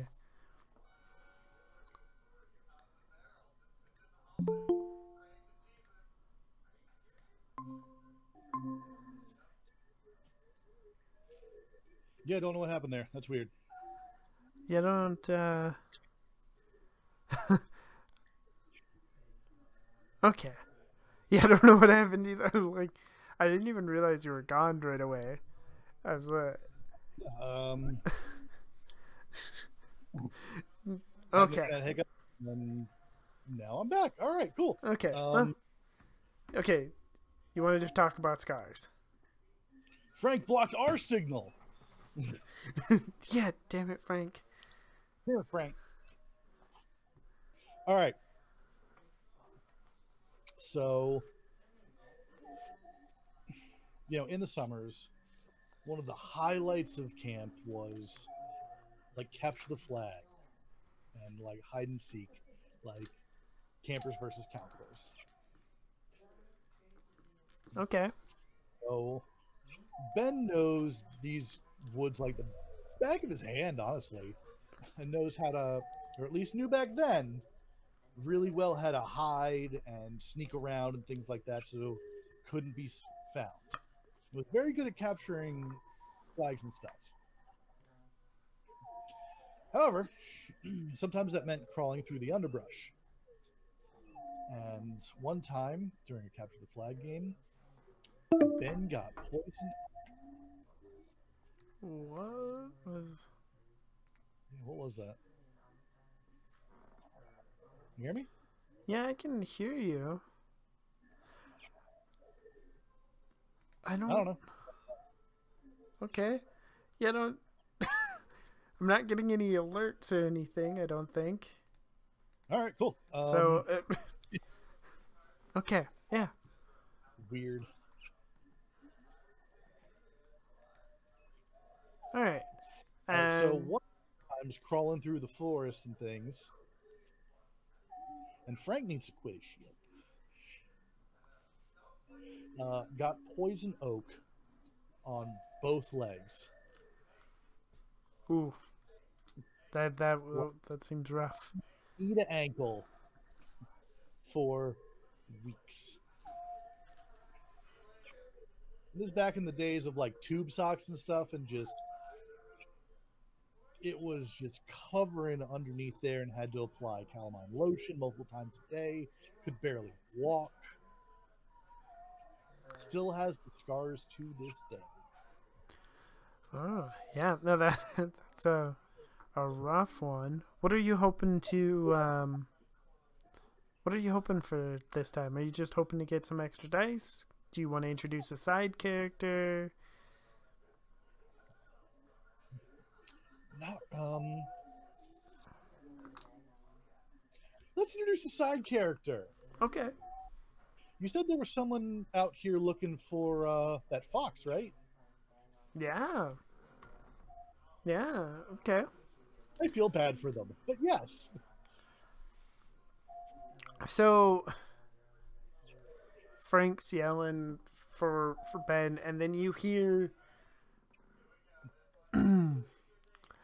you hear a snowmobile coming, and they kind of pull up into on the other side of the bridge, and it is a DNR officer named Martha. She's like 35. She gets off to, Frank, is that you? She's got, the headlight of her snowmobile is pointing at you, and she, Frank, what are you doing out here without a jacket? And who is that man hiding in your bushes there? What is going on here?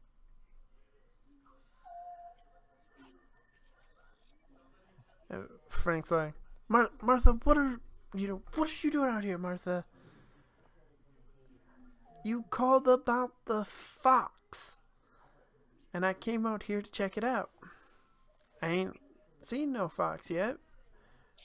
Just you out here acting like a fool. Sir, do you need help or something? What's going on here? Ah, this is another human being. Yes. Yeah, he attacked Chris. He hurt him. Help. And start running. Okay. I think this constitutes a tense roll, probably. Oh, yeah, I'd give it that. So if you're getting help, because Martha's there, she probably has a weapon or something that she will draw and point at Frank. I was like, Frank, don't move, don't do anything. So you can get 2 dice for that, and if you want to push yourself with anxiety, you can get a 3rd dice. I'm just gonna go with 2 for now. Okay. We'll see what kind of a decision that is. A 6 and a 2, I'll take it. Okay. So 6 means, nope, wrong page. There we go. Tense roll. Yeah, where do you run to? Did you run across the bridge towards Martha, or do you run in a different direction? Yeah, no, I'm going to run towards Martha. Okay, and Martha's here kind of as a potential savior, so I'm going to give you another point of hope. I think I gotta give you some more desperate rolls somehow.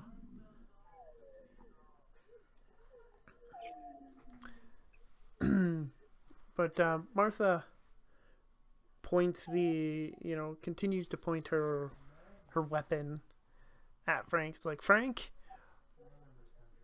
you should explain what's going on here. Why would you attack Chris? He's been nothing but nice to you, and you know it. And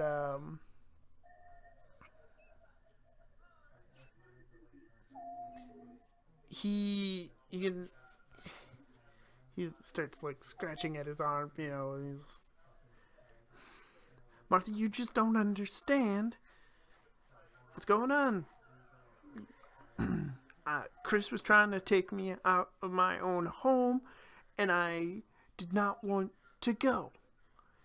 He scratching harder and harder at his arm. And Martha is starting to realize more and more that something's wrong. Frank, are you okay? Are you sick or something? Did you... What's wrong with your arm there? Do you know what's wrong with him, sir? Yeah, he's got like this weird fungus.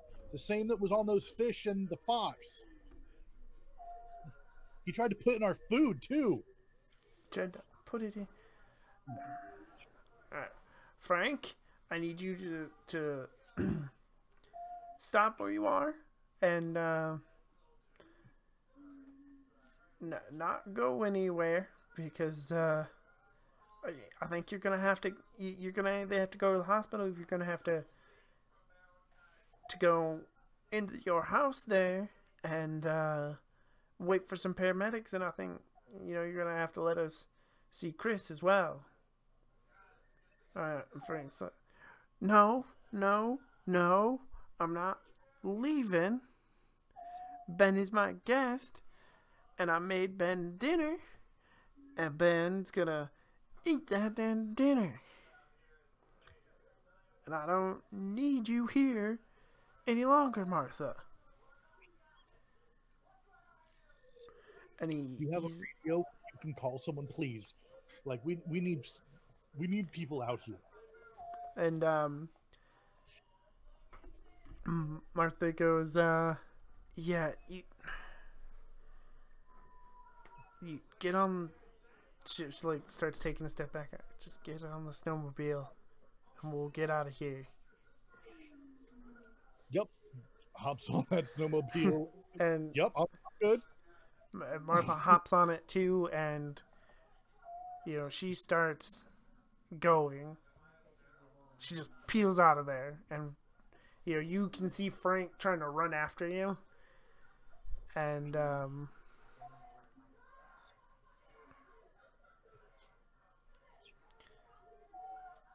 think when I was trying to think, I don't know, but I'm gonna call for some help.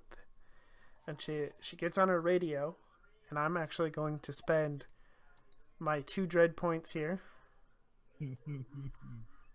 to get a severe consequence. Yes. Oh, Martha's one hand on her radio, starting to make her call.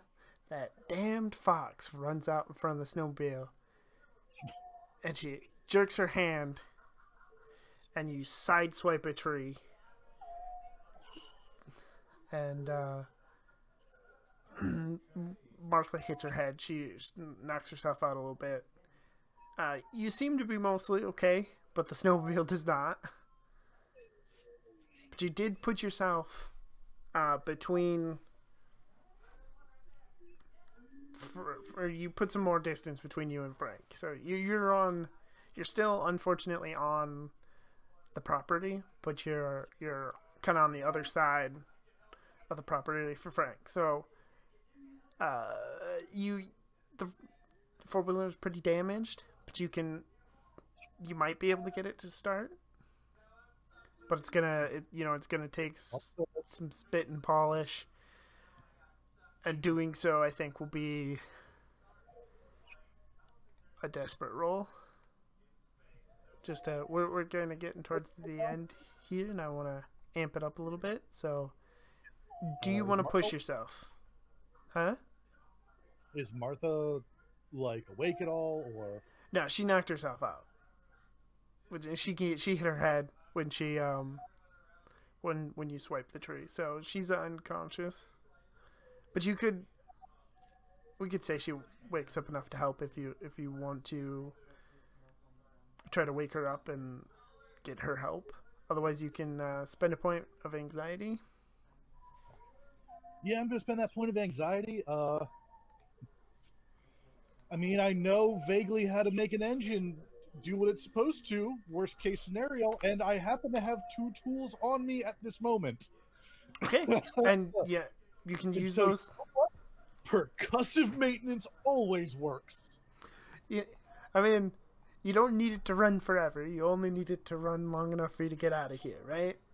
Yep. So you can Exactly. make a desperate roll with 3 rolls. Or 3 dice. Yep.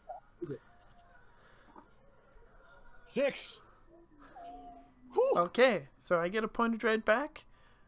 But the snowmobile, it starts back up, and I'm going to give you another point of hope for that.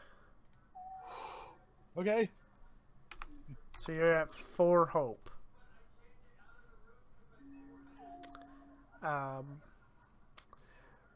But as you do so, too, when you notice, you can see those black spots you tried so hard to scrub off earlier. They're back. You can see them back just a little bit. Oh hell! No! Gotta get out of here. Is it in the same spot? Yeah, Like it's spreading. yeah. It's like they're a little bit bigger, but you can see that like scrubbing it did like it probably would be like creeping up your arm by now, but they're you know it did help, but they're not gone, right? Shit. Yeah, no, we need to get out of here. We need to get out of here now. We need to get to a hospital, like, now.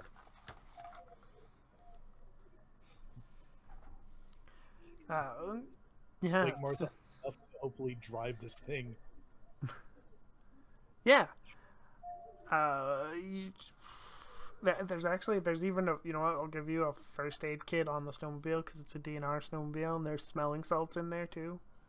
If you want to wake her up and see if under. Can you? What's going on? What happened? Frank's coming. Still angry. There's the fox, but we gotta go. Oh God, yeah. Yeah. Get on the. We'll get on the forklift Nope, it's still a forklift if you want. Let's go. Yeah, Sure, and call a forklift. who's driving? Are you letting her drive? Because she seems to be good guy. Nope, sure not now. Let's go forklift.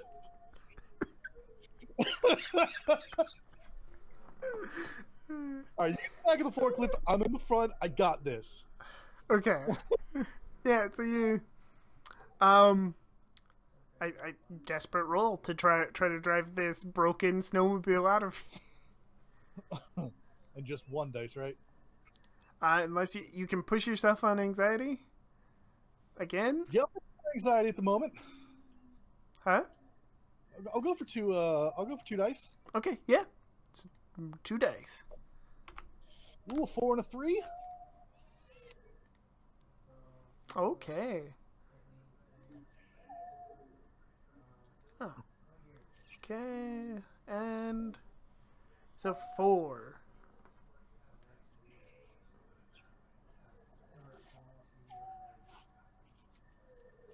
So, do you want to suffer a severe consequence or raise your despair track by 1?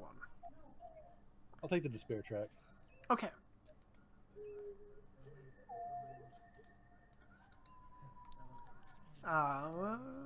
Okay, so despair 2.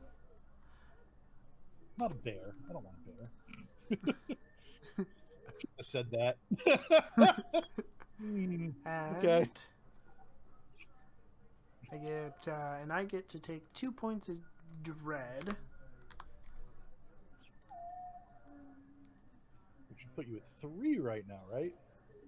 No, puts me at 2, back up to 2 because I spent 2 to give you the severe consequence.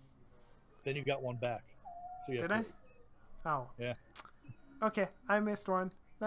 Thank you. Okay. Oh, you're so lucky. I want this to be stressful. This is great. Right. Let's see.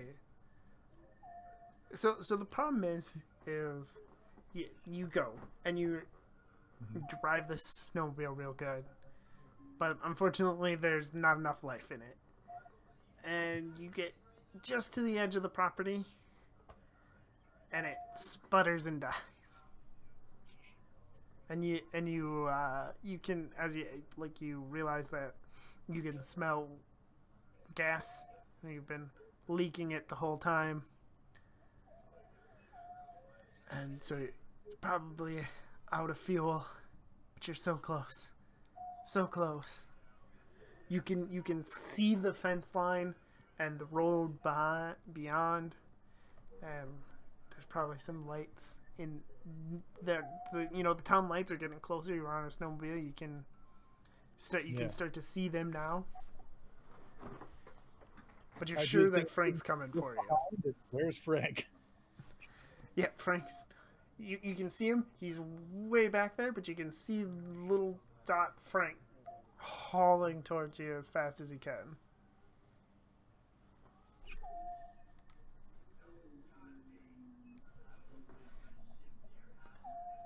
So what do you want to try to do next?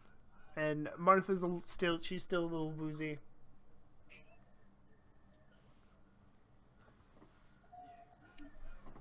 Do you have a lighter? Oh, a lighter? Yes. I want to reveal another scar to have a lighter. Get it together if so. Yeah, all right, here we go. All right. So as often do young children at camp, one of the fun things to do when you're bored is blow shit up. Right. And so things like homemade napalm or throwing wasps, like full wasps' nests that are infesting the rifle range into large cans of gasoline. This seems like a great idea when you're younger. Wow, it's not. A lot of things seem like a good idea when you're younger, and then turn out not to be. Let me tell you a story about how it didn't go well. So that was one of the favored methods at camp of dealing with wasp nests. Because, they're dangerous, and so you'd wait till nightfall, and you would have one person grab the wasp nest, and the second person holding the can, and the third person with a cover. So it would be grab, throw, close. Well, grab, throw, no, wait. See, this is the problem.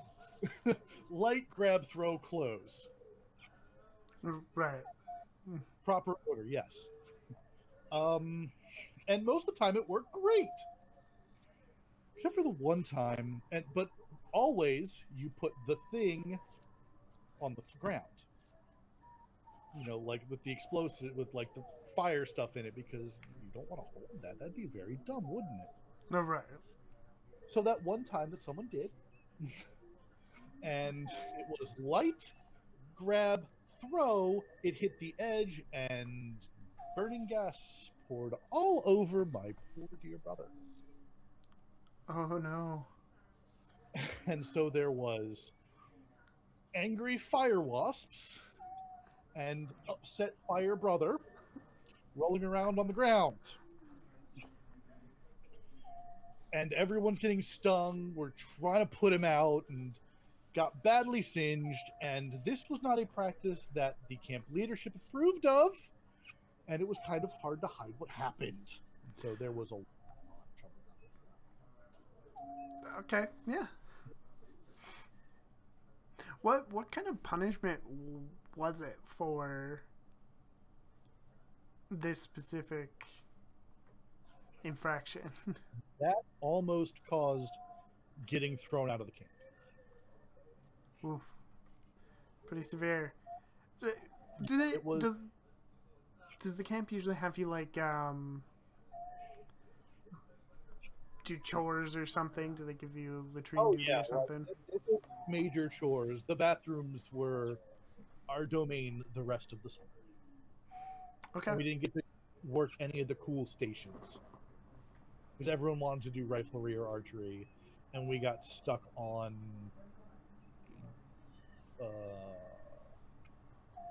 birdhouse. Ooh, bummer.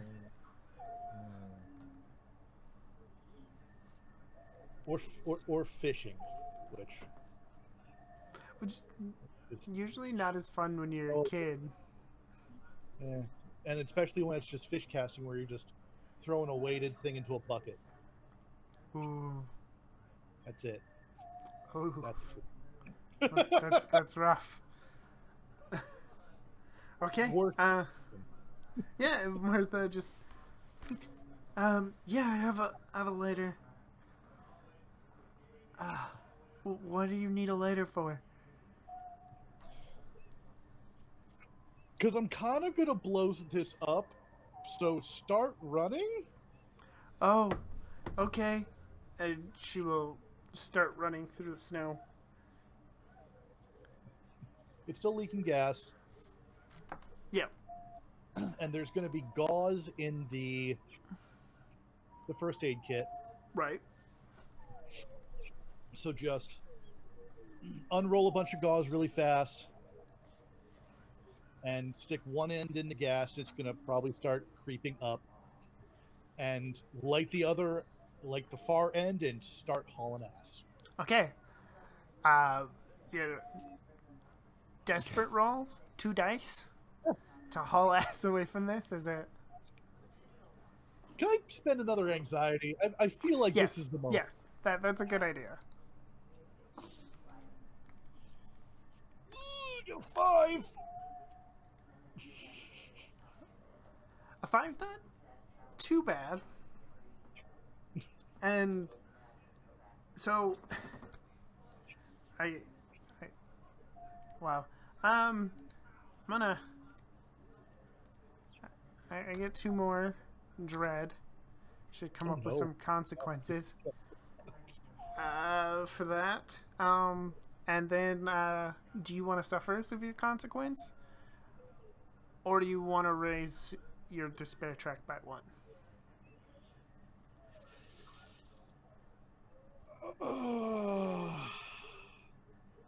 Despair track. I'll go with despair. Actually, no. I should have learned my lesson when I was younger. Severe consequence time. Okay. I'm not MacGyver. Okay. Just wondering if I have a lot of dread there. You know what? I'm gonna balance things out because we're at 2 despair, 4 hope. I'm gonna spend 4 points to even it out and increase your despair 1 myself. All right. Oop. So you're 3 despair, 4 hope. Things are getting a little rough, and I think I think a good severe consequence here is that you get hit by shrapnel, and it's bad, right? Like, we'll say it's leg, you got a piece of shrapnel in your leg. You can't run anymore, right? At best, you're dragging that leg to the road. Or crawling. Oh, I can use that crowbar as a cane. You can. You do have that crowbar. It's a little short, but in a pinch, you can make it work.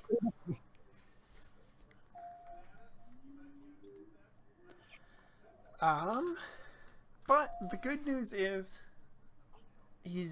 the explosion slowed down Frank too. Oh, good.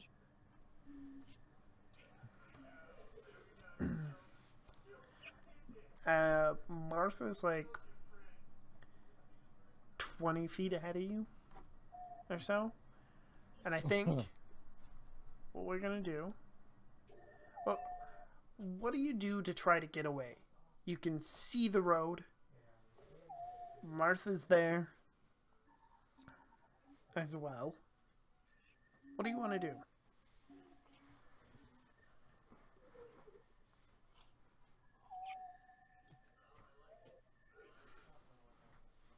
I mean, I could.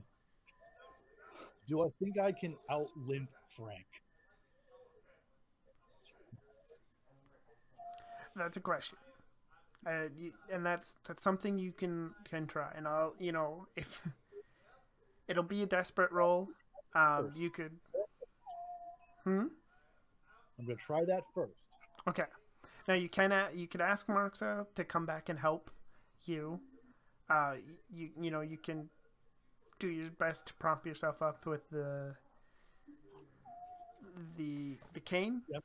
and Crowbar now. or yeah, the crowbar. But since I'm right there, so dice plus crowbar plus give me some anxiety because let's go right now. Okay. That baby to a 9. Is that 3 dice then? Yeah. Come on now. 6. Okay. I'm gonna give you. I feel pretty good about that. You know what? And I'm gonna give you that last point of hope for your efforts getting away. There's a flaming snowmobile behind you as you limp everything you have, and then you see no sirens on, but police car pulls up. They heard Martha trying to call earlier and then get cut off, so they came out here to check it out. They see the fire, they stop, they see you. They help, and he starts immediately calling for backup. And an ambulance, and things play out from there. Frank was injured. We'll say they, subdued him and put him in a ambulance and took him to the hospital to see if there was anything they could do. You're headed in the same direction. But you made it. You survived. I fucking hate this camp. Yeah. It might pan out, yeah. Yeah. So, I want to... How did you feel about tonight in this game? It ramped up fast. It did, and part of it is I fudged it a little bit to ramp it up. Yeah. This is my first time running the system, and I think I have to run it a few more times before I get into a good flow of getting despair and hope and stuff. But I think I had fun. I hope you did. Oh, I had a blast. It's an interesting game, and there, and kind of like lean into the I had a blast with it. I like how it escalates really fast. I like how from that moment of something is wrong to it looked like it was gonna calm down for a second, but it actually just ratcheted it up again with the food. Yeah, no, that was great. I love the dread points and stuff as a thing that I can spend to make things happen, like crashing the snowmobile and coming back from the camp and just being like, I'm gonna spend a dread point, and you have a flat tire in your car before you even get any farther and stuff. I think it's fun. I wanted to go for the creeping dread of the fungus, right? And oh no, what's going on? Where's this fungus gonna be? Yeah, no, it was terrifying. Good. And it had got worse with if I had missed some rolls, how much worse would it have been on the arm and stuff like that, and how would that have changed things? So hitting those different beats, if I had missed them, would have made huge differences in the story. So yeah, I loved that. Yeah.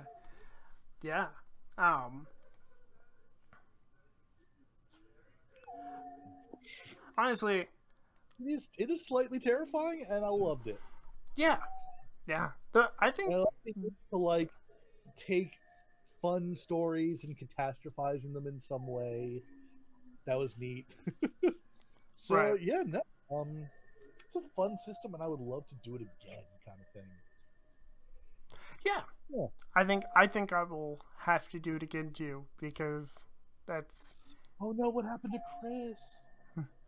you know the best thing is I think I unintentionally set it up for almost a sequel with the sample being sent off to the state lab to be studied and stuff. Oh no, Resident So Evil. Resident Evil. that's always how like the sequels happen, right? It's that one thing that you like at the end you're like, wait, they sent that sample off, and then in the next movie there's some poor janitor locked in the building at night and there's a fungus that he's running from or something. That's phenomenal. I love that. Yeah, I like how it can like weave into some cool arcs like that too. That's really fun. Yeah. Well, I would I would love to see how some of the mechanics work with having two players, like betraying someone and asking for help and stuff with two players. Would I wonder? I want to see how that goes. Yes, like having that additional character interaction where you can occasionally just be like, "Yeah, no, peace." Just like, why would you do that? And just like the interplay there, that'd be interesting. Yeah, and I definitely want to see this with like 3 people and see how that runs too. No, it's a fun system. I like it a lot. Yeah, I'm glad. I one of my favorite things is playing different systems and especially indie games. And there's a lot of good ones that are coming out more and more. I'm I'm super excited for Thirsty Sword Lesbians, which is on Kickstarter now and doing very well. Which What was the name of? There was another one that I saw recently. This is me vamping until I can find it. Come on, Sleep Away. It's in the same yes, vein. Yes. I've been trying to get in this sleepaway game for months. I was close like 2 or 3 times. I would. That is so my jam. Yeah. Yeah, I mean, I'm a big, we were talking about this, I think before, that we're both kind of big horror fans, and like games like this, it can be harder sometimes to find people to play them, but I love the playoff. It scratches that good, like creeping horror itch, as opposed to like the full grindhouse kind of thing. I love a good melancholy cerebral horror. So this is fun. Oh, it's so much fun. Have you seen The Babadook? I have. That is, this is this game That's a is hard watch too. Oof.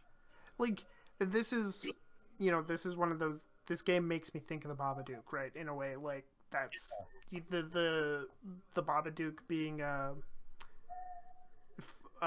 metaphor for her grief and stuff. Yep. The Strangers is another good example of that despair of they're just doing it because you were home kind of thing, and it's just a couple people locked in a house with somebody just messing with them.